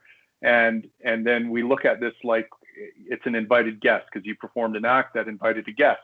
Now, if I invite a guest into my house, I can't just kill him when he becomes unwelcome. I have a responsibility or a duty to evict without killing. If evicting without killing is possible, I have a duty to do that. But he does concede that, look, if the only way to evict that guest who is now unwelcome is to kill him, cut him up, and shove him through the mail slot, well, then you can't lose your right to evict because you shouldn't have an obligation to have that guest in your house for the next 9 months, poking and prodding at your belly, shifting your internal organs around, making life miserable for you. At some point, you have to have the right to evict, even if it's going to kill the person there. So that's his third party way. So he says that, as technology gets better and better, we will be able to evict without killing much earlier. And of course, as someone that's a paramedic, I've seen the viability of fetal life get lower and lower, and that sort of thing. So and the other thing is, I'm very hesitant to use the state here because the state uses violence to solve things, right? And we say, okay, violence can be used to protect people, but if a pregnant mother, and we escalate force up to the point of death if necessary. Like if someone refuses keeps fighting me when they're trying to invade my property, I can escalate force until they're dead if they keep doing it. I want to use the minimum amount of force necessary, but sometimes lethal force is needed. So anytime you have a law, it's a mandate for the government to use force up to death if necessary. So how do you then protect a life in utero? How do you protect that by escalating force against the mom? You kill the mom, baby goes. So it's kind of almost like a hostage situation in a sense, and force is a bad way. So we need to have the market engage in hostage negotiation. One of the ways to do that is to legalize private adoptions, right? And there's lots of people out there that would pay a mom substantially to bring their baby to full term and have it adopted. And then the other thing is that we have to look at the socioeconomic factors and the political factors, the cultural factors that lead towards having a high rate of unwanted pregnancies. And a lot of that has to do with the breakdown of the family through the welfare state. It has to do with fatherlessness and obscene family court systems. It has to do with all sorts of these things contribute to unwanted pregnancies, because a fatherless girl is like something like 400% more likely to engage in activity that will get her pregnant than a girl with a father, for example. So again, libertarianism solves this problem largely by legalizing freedom and saying and getting rid of the things that attack the family, and say we need a healthy family.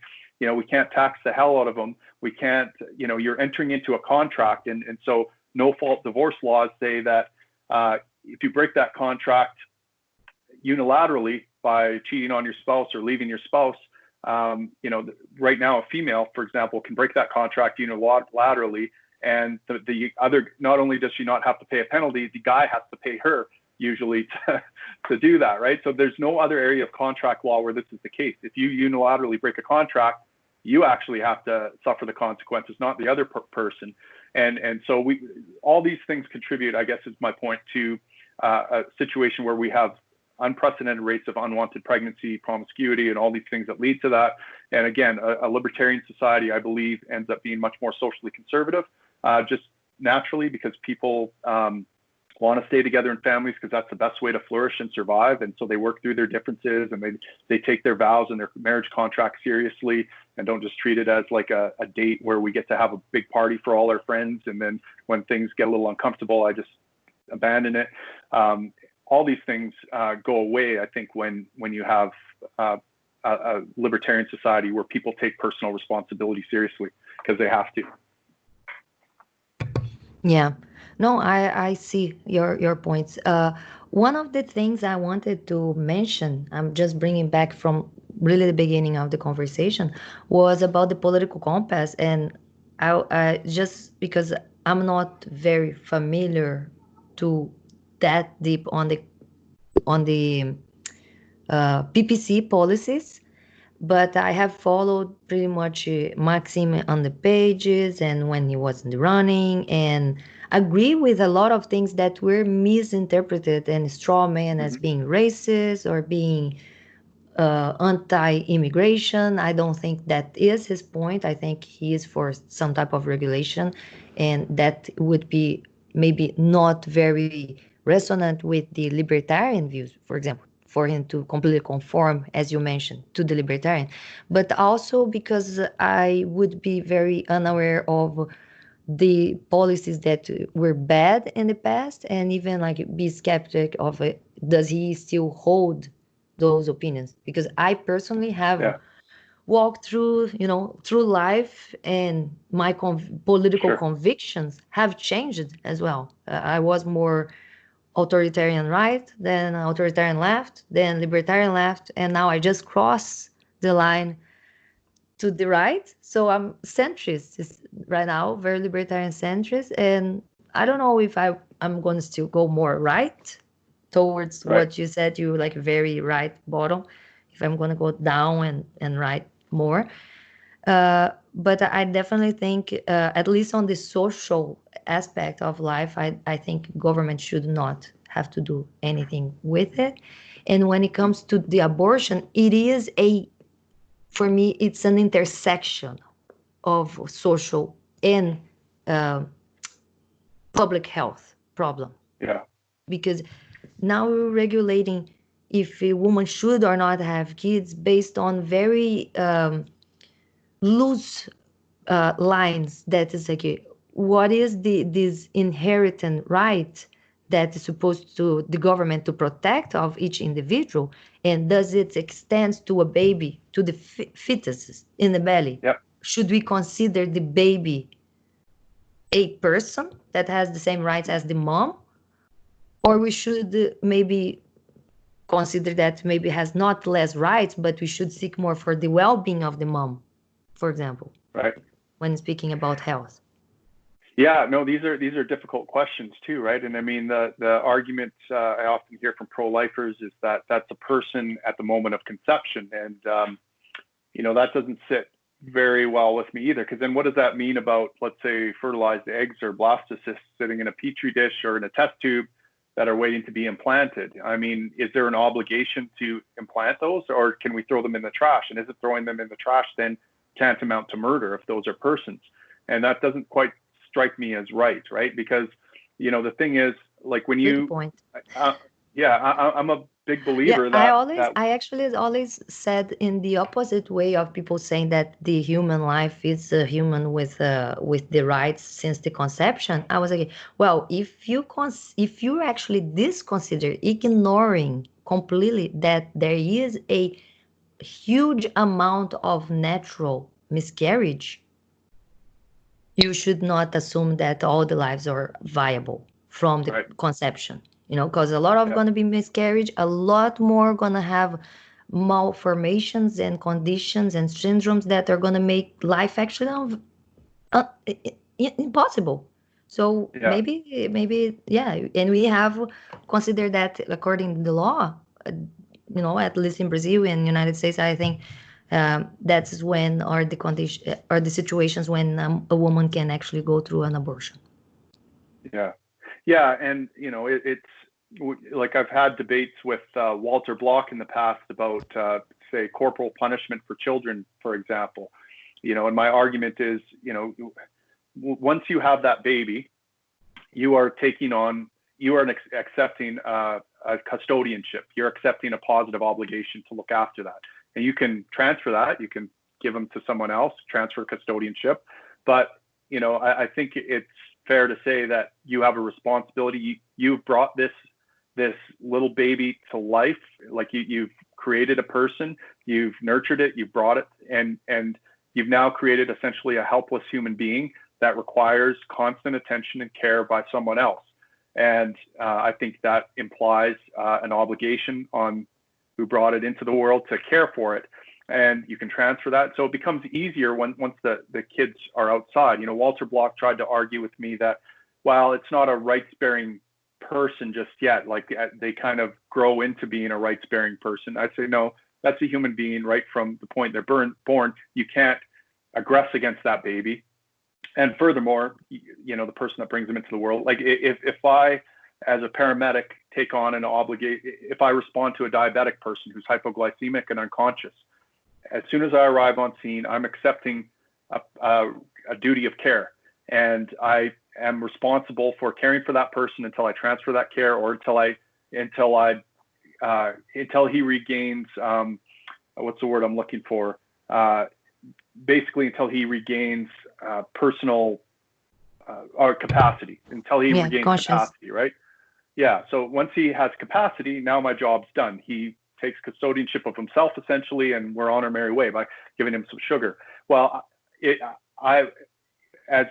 by taking on that personal accountability, responsibility for that person, I've also precluded anyone else from taking custodianship of him. Like, no other paramedic or citizen is going to help that person out because they see me helping them out. So that in part implies a personal obligation. I look at kids the same way. I've taken custodianship of this child till such time as I can deliver that child to full capacity as an adult, or to another caregiver who can take over custodianship. I have a responsibility. So that's my argument. And by the way, so when I take on a custodianship, not only do I have the regular duties of non-aggression, I can't initiate force against that person, I can't beat them, I can't kill them, I can't rape them, assault them, but I also have an additional obligation, like almost a fiduciary duty, to care for them the best way I can. Just like if I were a lawyer and I was looking after someone's estate, I was a custodian of someone's estate. I can't spend like a drunken sailor and use that money. Like there's a positive obligation I have to, invest it wisely and care for it wisely. I think the same thing applies to children. Now, at what point does that obligation kick in? It's very clear. We can say for sure it kicks in once that child's born, because you can transfer the duty to someone else. But it seems like there's a continuum problem from the point of conception to birth, where somewhere along that continuum, we can say it's horrible. Like certainly third trimester abortions to me seem almost indistinguishable from murder to some degree. But, is taking a morning after pill the same as that? I just don't buy it. Yeah. The lines are very difficult to draw, and definitely there is a lot more to consider on the afterwards when you actually force someone to have a kid. Yeah. That's why I have changed my mind on be against abortion to be let each one decide to have, because it's Yeah. not easy from the beginning, from getting pregnant to have a child, to have to take care of this child. So just like you mentioned, it's a lot of work. We should not force other people to have to go through this. And in the end, we know who is going to be mistreated in this relationship when you have an unwanted Yeah. child. And Right. what I saw and changed my mind about abortion was my routine with emergency ambulances. Because before I would receive mistreated children in the hospitals, and sometimes I have to call uh, the police and call the social assistant and child protection. In Brazil, we have all those Hmm. organs publicly, and and because the child would say like, if I go back home, my father's gonna kill me. Right. But only when I actually went into the houses and saw like that there was not only that kid that would go to the emergency room, that there were another five, another one, Yeah. one baby in the lap at like 6 months and another one in the belly. And I was like, how old are you? And she's like 32. And I was like, oh my gosh, this girl is younger than me. How do they do that? Yeah. They Yeah. have like no TV. Definitely these people have no TV. No, it's not true. They have everything. They have house, they have phone, they have, the government is giving money by head of child. They have. There is Hmm. a political incentive that is like, yeah, I have two poor people that can make 10 poor people to vote for me next election Right. or in the next generations. Yes. It's what the populism made in Brazil for the last 20 years. And my mind changed about the abortion because I don't think these people actually want these kids, and that's why they mistreat these kids. So Yeah. why should the government force them to have, incentive them to have? They lie about educating them because now they give uh, money for people that send their kids to school, and then the kids go to school already knowing they go just for the money, not for learning, not for getting better. So in 20 years, these people have nothing better than to vote for the same people that to keep this money coming, those benefits. It's terrible. It's something. It's scary, and I guess United States is close to get a lot of those because there's a lot of people promising giving money to everybody, and I Yeah. think that is crazy because then it does raise the need of protecting our borders. If you're actually going to give Yeah. so much stuff, that you Yeah. give health and then give money, and it's the problem that we have in Brazil. Yeah. No, that's a really good point about basically paying people to have kids. That they don't necessarily want and that they certainly can't care for properly, and that's a horrible thing. And again, I'll wrap this up by saying I don't think that government is necessarily going to, legislating against abortion is necessarily going to solve the problem, but certainly having a more libertarian society will largely decrease the problem. And this is, again, it's about hostage negotiation, not about killing both the person and the hostage, right? So I actually think it's more about the government really letting people make choices, giving people more mhm, freedom gives them more responsibility, more rights. With more rights come more responsibility. And that is yeah, something people should be willing to take more personal responsibility. We've talked pretty much about all of this. And I think the only way is to actually reach a real free market capitalism, because unhappily what we have faced is, it sounds like the fallacy of not having a real capitalism, but we all agree that we are not in a free market capitalism when we have so many corporations, when you have so many benefits to big corporations, lobbyists getting benefits from politicians to specific types of companies. And yeah, with libertarian political a political government in a libertarian standard and principles mode, I think we would have a more fair market to the small, to the individual and the small business people. Yeah, absolutely.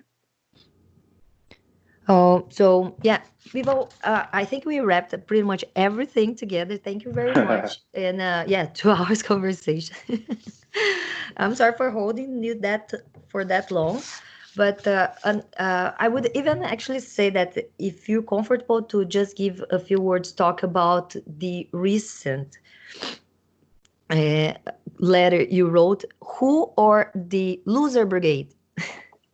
Right. Well, the loser brigade is a term that was coined, I think, by Tom Woods and Dave Smith and some of these people to describe um, the people that make it their business to to smear people like Tom Woods and Dave Smith in the most uncharitable way. Like they will work hard to find the most uncharitable spin they can put on something.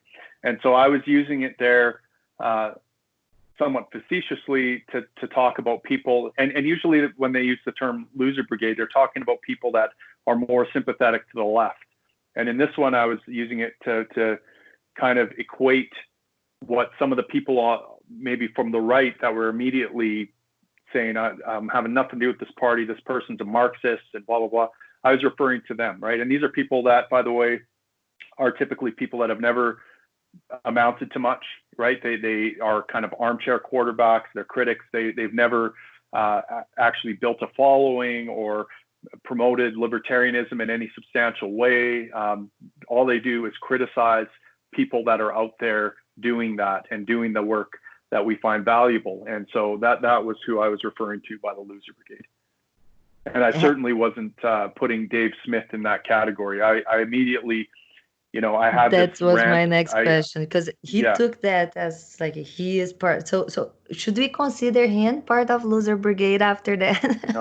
No, certainly not. No, I did this big rant. Like I saw Jorgensen's tweet. I saw it all over social media, and I saw people calling her a Marxist and disavowing her and disavowing the libertarians, saying libertarians are a lost cause. And so I did this rant, and I called these people a loser brigade. And then I'm like, oh man, I wonder what the people I really look up to, like Dave Smith and Tom Woods and Pete Quinones, have to say about this. And then I saw Dave go on a rant about how he hated what Jorgensen said, and I'm like, damn it, not you too, Dave. But he was very much more charitable, I would say, in his criticisms of her. And so I tried to temper myself and realize, okay, there's probably something legitimate here that he's saying and that other people I respect are saying in their critiques of Jorgensen, and I should address those and explain why I think that's the wrong take to have on what she's doing. And so I put that loser brigade thing up there because I did think the rant was kind of funny. I was at the time I was like, I was trying to quit nicotine and caffeine, and so I was very grumpy, and I thought I said some funny things when I was grumpy, and I wanted to put it out there just to say, this is what I said. And then, obviously I kind of regret saying that. I didn't, but here's a more reasoned response.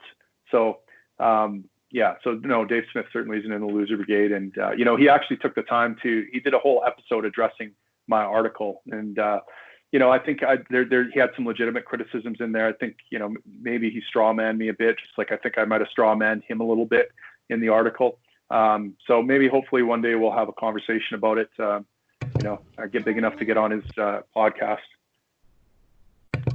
Definitely. I was going to ask you if you watched his answer. I immediately tried to talk to you after I watched his video, after reading your letter and talking about it. I think it was like almost a half an hour video of him. And when for most of the video, I did not know who he was talking to, and I thought he was like, yeah, good points on this and that. And then when he finished saying like, this is Tim Moen, I was like, well, I guess I really need to talk to Tim Moen now. Yeah. Well, that's good. I'm glad I wrote the letter. Clear this up, because I actually think you both are, like you mentioned, we should not be feeling that we are so wrong being so close apart, Yeah, you know? exactly. Yeah, Like yeah, we are like, yeah, a millimeter farther from each other, and we yelling and feeling like we're that wrong from left and right, or in the same feeling. And yeah, that is the idea of like having possible conversation. I really wanted to talk to you and see, your opinion after his answer. yeah. And because it is someone that I totally look up to him, Dave Smith and Michael Malice. I love them together making the show. Have tried to reach out to talk to them, and definitely I think at least on the pandering and the stuff, I think it was all a emotional response. And of course, the same way, the reactionary response, and more emotional. If you all sit and talk about, we all agree that we all have the Mhm. same, we all want the best for everybody, and we're Right. not really pandering that far for any group more than, yeah, maybe some, like you mentioned, or more uh, leaning on trying to get votes than others, and that's fine Yeah. too. I think the good thing about the libertarian is that we should be able to be more forgiving than the other parties and more Absolutely. reasonable. Absolutely. Yeah, and I mean Dave Smith's critique of my letter, it was pretty, my heart was in my throat the whole time, but he was actually pretty fair. And I thought about doing a response video to his rebuttal of my letter, just to clear up some of the areas I think he misunderstood what I was saying, or where I didn't make it very clear, and he took it the way I didn't intend to. But I'm like, you know what, he's close enough. Like, actually Michael Malice had him on a show. I listened to that podcast, and Malice actually made a lot of the same points I made in that letter. So he's heard the arguments. Even if I didn't make it clear in the article, I think Malice made it clear to him that we ought to have kind of a more charitable interpretation of it. And he actually defended JoJo in his podcast with Dave Smith on it, and said, you could take this uncharitably, but actually, she has a solid track record. She hasn't ever brought up race at any time. So she's been good on all the issues. And so one way you could take this thing is uncharitably, but I think we should take it charitably. And that's kind of the thing I have. So I've let sleeping dogs lie. I don't think there's any need for libertarians to have infighting or continually correct each other or feel the need to. We're close. Like I said, we're close enough on the issue. And Dave Smith, I mean, he had some good points. Like I talked about how conservatives are progressives driving the speed limit, and I used that the wrong way.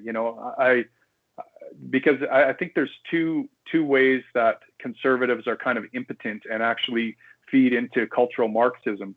One is the way Michael Malice uses the term conservatives are progressive driving the speed limit, in that they do all the virtue signaling. They eventually just adopt the left's policies anyways.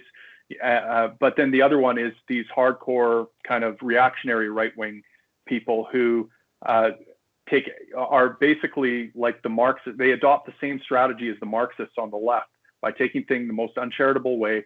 And together, those two factions drive cultural statism, was the point I was trying to make in that, and actually reinforce the left. And then the standard conservatives are happy to adopt those policies that the left has put out there 5 years later. But I think he made some good points, but I think, maybe he missed the point. And the other thing he said, was that I was straw manning. Like, he agreed with the statement, Black Lives Matter, and here's a suite of policies that actually make their lives better that are libertarian. He said, well, that's not what we're talking about here, but I kind of disagree with him on that. I think that's exactly what we're talking about, because Jorgensen followed up that initial tweet with, here's a suite of policies that we're talking about. So, I think we have a slight disagreement there, but I think all in all, I'm pretty happy with how things turned out. I'm sorry, she's just going. No problem. A little bit over Justin Trudeau and the political scenario now in Canada and the corruption. What are your views? Oh, yeah. And what it would be the libertarian view of it? Well, I mean, look, someone asked me about this on Twitter and said, well, do you have any commentary on this, on the WE scandal, where Justin Trudeau and he is sending $1 billion to this charity that his family benefits from and his buddies benefit from. And, I said, look, how Canadians feel about the We scandal is how libertarians feel about just about everything the government does. So we understand it. But yeah, this is really rubbing it in our face. I mean, this is just kind of naked corruption, right? Usually it's a little bit more subtle and behind closed doors. But this is what the government does. They benefit their buddies, right? I mean, you can look at the legalization of cannabis to see exactly how cronyism and corruption occurs. They have issued licenses to grow to their buddies. The former CAO or CEO for Trudeau's campaign finances is a major shareholder and founder in one of the largest weed companies in Canada. Those people got a license to produce. Why didn't my buddies in Vancouver and other places that are trying to get these licenses to produce, why aren't they getting them? Well, it's because they're not friends with Trudeau. They're not friends to the establishment. And so, of course, the ruling elite take care of their own at our own cost. The COVID pandemic is no different. The biggest corporations. At the same time, we are destroying small businesses and eliminating competition for bigger corporations. These bigger corporations are getting big bailouts.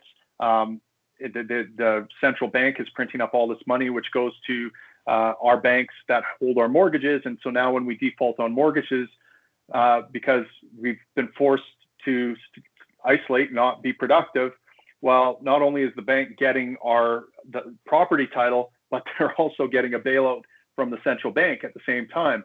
So it's like the worst possible situation. What we're seeing right now is this huge, unprecedented wealth transfer from us to them, and by them I mean the ruling elites, that our children and their children will be essentially indentured servants to pay off. So this is something that government does, and people need to wake up to this.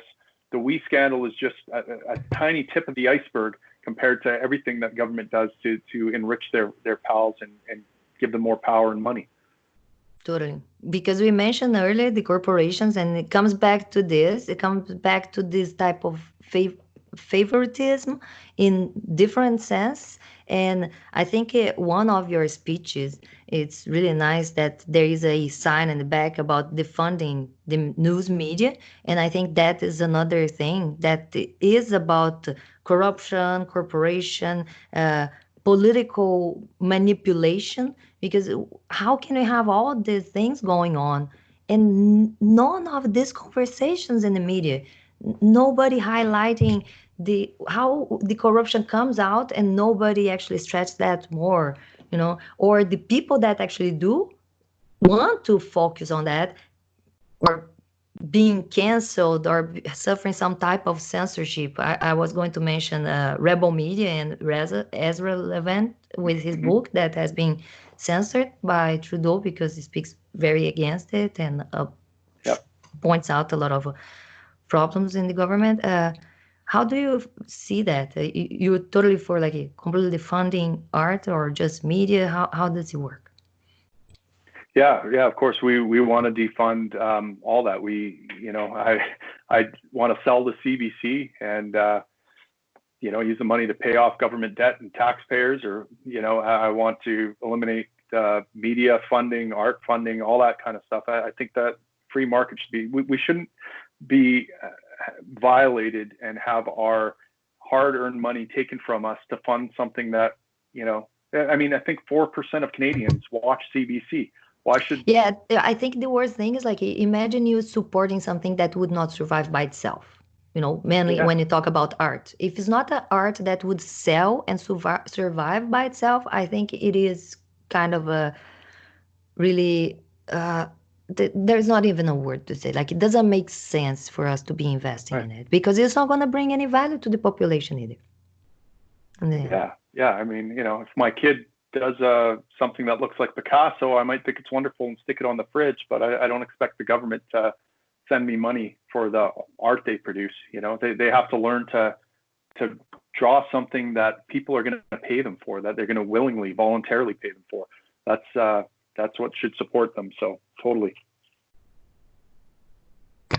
So yeah, definitely. I think we went cover everything, and I would like to just finish the conversation, of course, pointing out again to try to as you mentioned, for people to try to avoid the tribalism and try to avoid this segregational motion of cutting themselves in smaller groups and finding something else to disagree, and then, you know, echo chambering themselves in safe Mm-hmm. spaces that sometimes could be wrong. And if you're not open to to even listening to the other side, maybe you're gonna die wrong and not be able to review your beliefs, your convictions.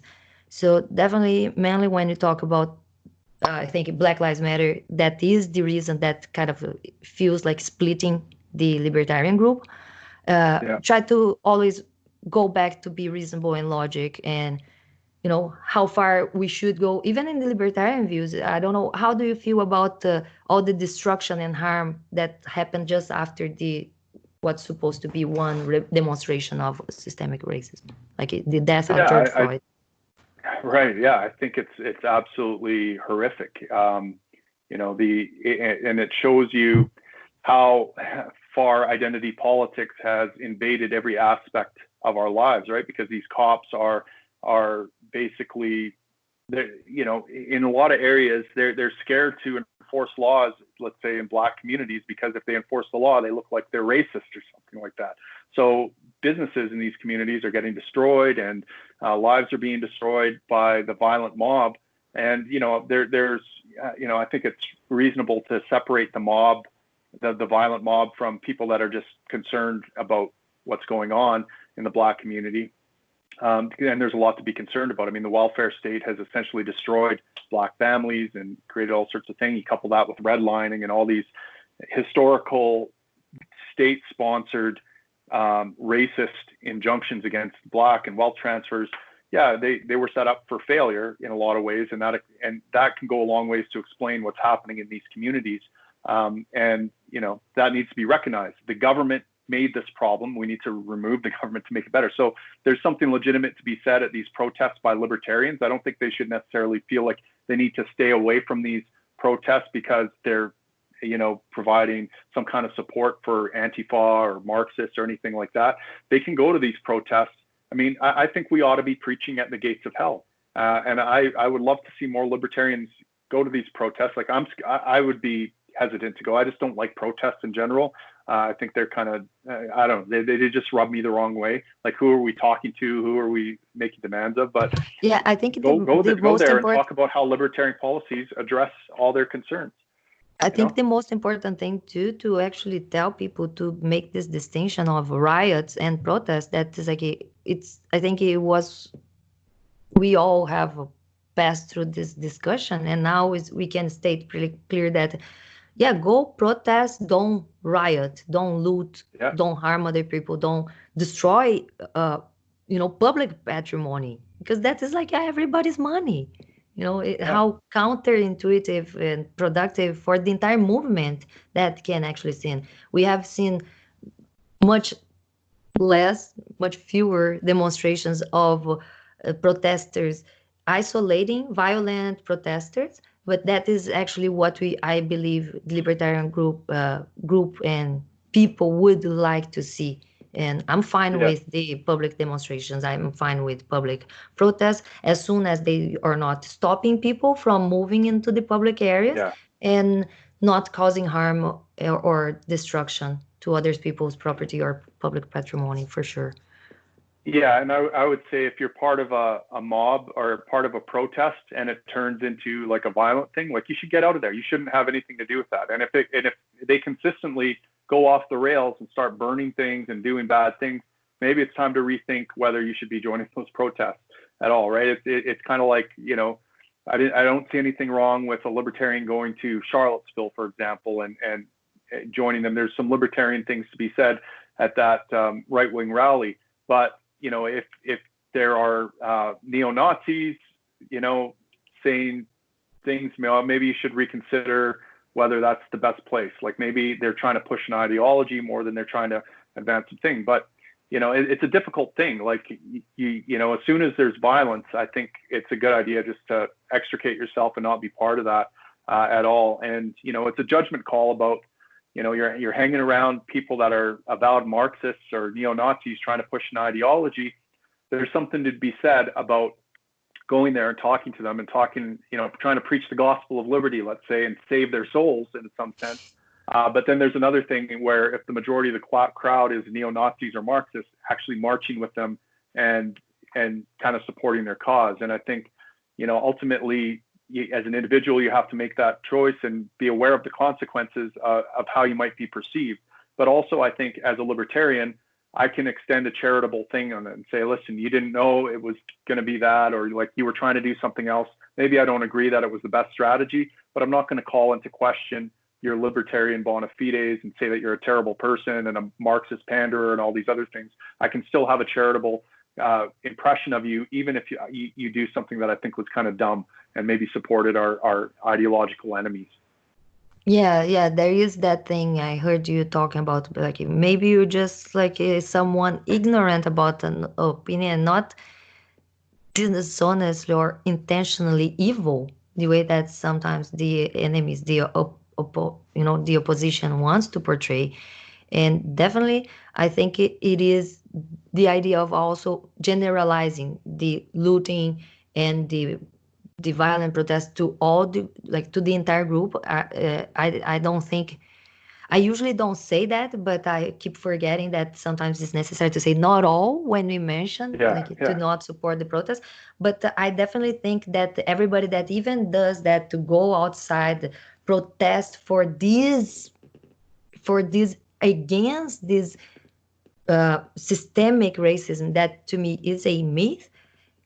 They are missing a step that is analyzing data to support their claim, what they are actually going to claim on the streets.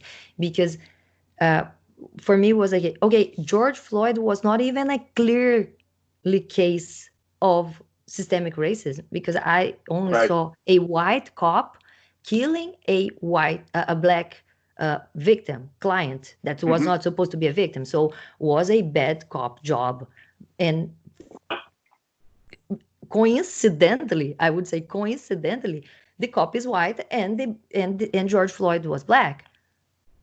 And now the conclusion that he did that because he is racist, for me, is a big jump to create a narrative, to fit into a narrative and to move masses to even go to the street and destroy things and be emotional. It's like, wait a minute.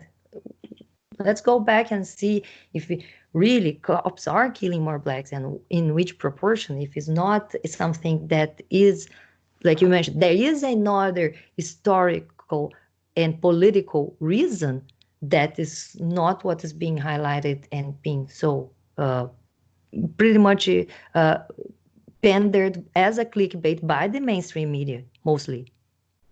Yeah, no, you're absolutely right. And I kind of had the same thing as that. And obviously the idea that, okay, Derek Chauvin is just racist and that's what explains this violence is there's no evidence of it. I mean, that kind of stuff happens to white people all the time too, who are breaking the law, and we don't automatically assume racism. Why are we doing it here? That's like a toddler view of systemic racism that a lot of people subscribe to. That's kind of dumb.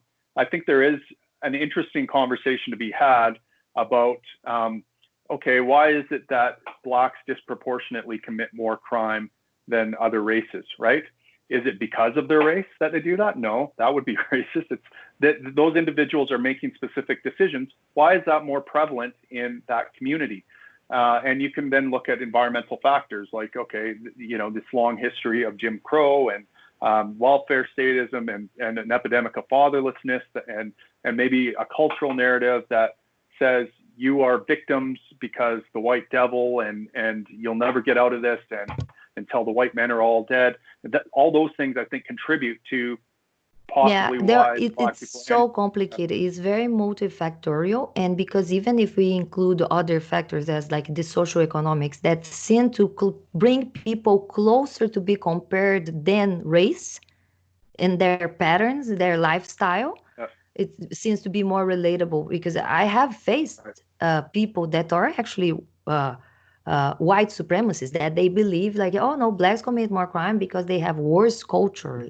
they are worse culturally, or they, and holding Well, as rich. and actually, a lot of them say that it's because they have a particular gene, and it's because of their body chemistry that that happens, right?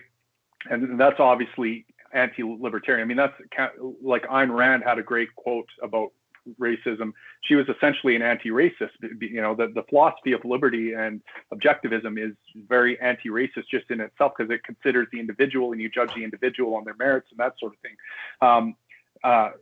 But we can have this conversation about the environment that might have contributed to people, just like we have the conversation as libertarians about, okay, why is there far more terrorism ever since the U.S. invaded the Middle East?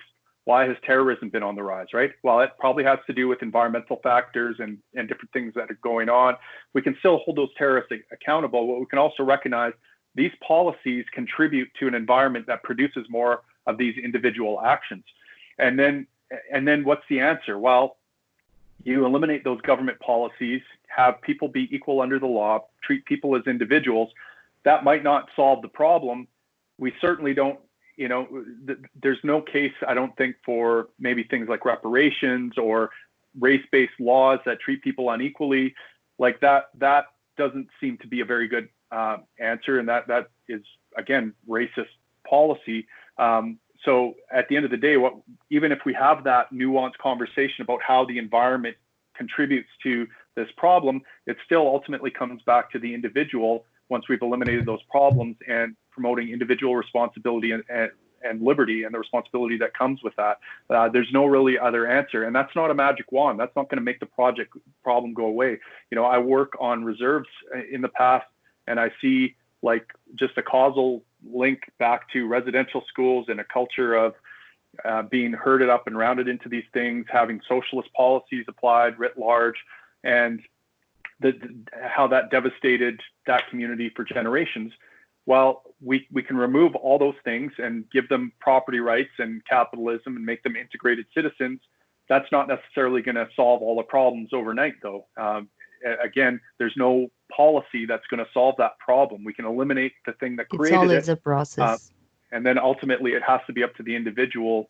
My traumatic childhood experience isn't anyone else's problem to solve. It's on me to figure that out. Yeah, I like to hear that, because there is a big tendency, at least under Justin Trudeau political moves, I would say that some type of affirmative action, some type of a positive racism and bigotry, that's very, in my opinion, is very condescending and treats people completely against the libertarian views. Definitely, it's comes with more problems when you talk about his cultural relativism and the things that would be allowed under our in the land of freedom and and liberty and protect the individual. We would still have so many transgressions on both principles, like, because we would allow things that would actually harm vulnerable individuals, even if you have the system that protects each one and the vulnerable more. So yeah, and that's a good. I've often made the point that the racism from the left and Justin Trudeau is, to me, more insidious and damaging than the naked racism we see on the right, which is fairly marginal and kind of ostracized, right? And the right kind of, if we see racism on the right, it looks like those people look different, they act different, they're from a different area. They're completely alienated. Right, and we need to stay away from them. I don't trust them. I think they're different, and I don't trust that. Whereas on the left, it's like, oh, these people are a different color. They do the same thing. They categorize them the exact same way as racists on the right. But instead of looking at them with kind of suspicion and skepticism, they say, oh, you're little children. We're our paternal instincts are kicking in, and you need our help to elevate, and we're going to provide that for you. They're almost like tools or objects of that feed the ego. And I saw this in Neil Young, for example, when he came up, and it's almost like I had some Aboriginal people tell me that Neil Young came to their community and he was looking for dead and dying Indians and animals, and he didn't want to learn about their culture. They had all this stuff but all he wanted to do was find, because, and he wears these native garments with like fringes on them and stuff. But to them, this one guy, friend of mine who lives out on the reserve said to me, it's like he just wants a token Indian that can elevate his stature or something like that. And that's how these people look at it. And I think that's almost far more damaging than just the naked outright racism on the right. I mean, at least that racism on the right can be remedied with just like traveling around the world a little bit, or having someone like that doesn't look like you come into your business and want to buy something, and suddenly, okay, your views on them are softening a little bit. And, the market tends to deal with that kind of hardline racism on the right. But this entrenched liberal Marxist cultural relativism, whatever you want to call it, it just seems to go through their DNA, and it feeds their ego, and it's disgusting to me. Yeah, I think one of the things that wraps everything around is definitely that the condescending view of, if I don't help this group of people, they will never do better by themselves. It totally takes the individual responsibility for sure, but also like it takes like the value of each individual. It's like you don't even give them a chance. Of course they would. Right. And of course you actually putting a pressure that can work in the other way, because as you mentioned, culture and politics are very associated. And I think the policies or the factor that actually influence so much and change culturally the entire nation, as I mentioned to you, the populist policies made the Brazilian that was once poor and hard worker now be still poor. But now they are lazy because they have the government to take care and give them benefits. So if they choose to not work, they don't have income, and the government will give them benefits. So they choose to be worse. It's such a, for me, it's just like the government should be something that would incentivize the people to do better and not be the other way. And I think it comes with the taxation on the progressive taxes. That is some other problem in Brazil that I would always, since kid, I was like, why don't you have flat taxes? The percentage of the rich guy is of course bigger than the poor guy, and everybody is paying the same. Everybody feels fair. We have nurses that choose to take less shifts in Brazil to not get into the next level of taxes, and don't see as that progressively in their life would just make them better, have a better life. Yeah, no, that's a great point. One thing that came to mind when you were saying is, you talked about that cultural narrative that life will never get better for you because it's not your fault. It's everyone else's fault. It's the world's fault that you're like this. It's the white man's fault. It's the patriarchy's fault. It's whatever. If I grow up in that environment, constantly being told that, I might start to believe it. And of course that takes it away from me. I teach my kids, like if I were to tell that to my kids that, well, it's not your fault you got a bad mark, it's the teacher's fault, or it's not your fault you did it, it's someone else's fault. I think that would totally handicap them. And take their agency out of take their agency and their responsibility of their acts and their lives. Like, why am I here? Oh, probably because I made a different choice, a bad choice before. We should always be addressing and not victimizing and teaching our kids to victimize themselves. Like, oh, it's someone else's fault. And for me, that is my strong argument against anti-racism, because as seeing my daughter growing up as a girl of color, and that I will never point out to her that this is an important part of her identity, I don't think it is. I myself another day saw myself in the back of the restaurant where I'm working now, because I cannot get my license, regulations in Canada and COVID. So I'm working in a restaurant, and in the back, I heard someone talk about those white guys, the white guys, and I look at him and I was like, he looks pretty much like a white guy. He's the only American in the group talking about this white guy. And I felt kind of like, why is he bringing race or color? I almost felt offended. I was like, wait a minute, I'm not a white person either, Like, I have to remind myself about this, because to think of like, I'm a woman of color, I don't think of that. That is not important for my identity. I was never mistreated or treated different because of those facts. Professionally, I never heard someone would pay me less because I'm a woman. that the doctor man would receive more. There's no hospital or place where you work that they make this distinction. So I don't believe in any third wave feminism talking about wage gap. I know I received less money annually than my father and my brother because I chose to take less shifts a week. I would do only 72 hours a week shifts while they do 120. You know, it's total personal choice. And it comes again with like all the data and misinformation and narratives that you have nowadays to really manipulate people to think and believe things. And I'm very individualist, as we were mentioning. So when it comes to individual rights, I totally think like, no, we need to face this reality of giving people's rights, let them make choice, and then face the reality that those choices are also influenced by their identity, even if it's not like that important to me right now.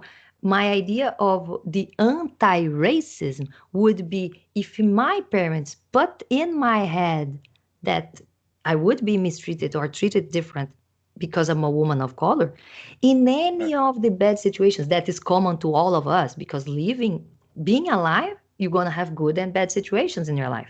So every time I face the bad situations or someone mistreating me, I would immediately link and claim or blame, oh, they are doing this because I'm a woman of color. And I think that feeds this victimization, trending of nowadays.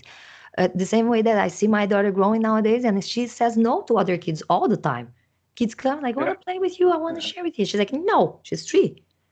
Now, a kid of her same age, but the black kid thought that this anti-racism thing will think that she said no because of racism, But the kids would never think about race or color until much later than when we start talking about these things. And now we are actually indoctrinating our kids, putting filters on them, where they actually start looking for situations that match the narrative. And that, I think, is dangerous and difficult and problematic. Because I saw friends indoctrinated by feminism that would enter a classroom and say like, well, I don't see enough women. It's like, why are you counting heads as sex? This for me is not important. If girls did not come, because they may be not interested in it. And now you actually want to find the class that matches your, and it comes again with the same thing about George Floyd. It's like, how many white people are killed? How many people of other colors or other races, are killed by police brutality? That is actually not the most important problem in the black community. I saw, I think it was Larry Elder video talking about, well, if we need to talk about some problem killing black men, we should talk about its own community. That is the cause of more death with violence. And then I think it's medical errors that actually kills like 10 times more than police brutality, or no, 100 times more. It's something ridiculous. It was like 250, I think it was 1,000 more. 250 black people killed by police violence in 2014, I think was the data he was showing.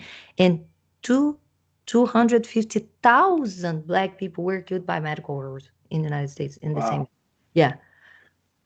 This is about data. Talk about the statistics. Well, and the thing that saddens me is that like you're equating anti-racism with all this left-wing suite of how they view race, right? When we should be claiming that term for ourselves. I mean, everything you described about how you're raising your daughter, the fact that we focus on individualism, the fact that race never came into it when you were advancing your career and the choices you made. You never blamed anyone else. My skin color and my body chemistry has nothing to do with my success, my behavior as an individual. All those things are libertarian and objectivist thought. Ayn Rand and libertarians are, to me, the only real anti-racists there are. And it's sad to me that we can't use the term anti-racist anymore or ever, because now it's become attached to this left-wing ideology who aren't really anti-racist. They're the most evil racists there are. And they're using the term anti-racism to define their racist ideology. There's a guy online that he's called, I think is Ryan Long. He's very small YouTuber, but he has made like a few videos, and he made one that is like the woke and the racist. and they keep walking around and making statements, like one woke and one racist, but they both like very Right. resonant. Oh, I saw And then that. I saw they that. jinx. That That's so yeah. good. Pretty much like that. So I guess we closed very well, and I'm not going to hold you anymore. I was supposed to be 2 hours and we stretched almost three. Thank you very much, and I hope I talk to you again. And we can do a Yeah, I little bit enjoyed of it. philosophy and books and stuff. You bet. Thank you so much. I appreciate it. People, thank you very much, and have you all a good day, and check the other interviews and Tim Moen's podcast, YouTube, and page. Okay? See you all next video. Bye bye.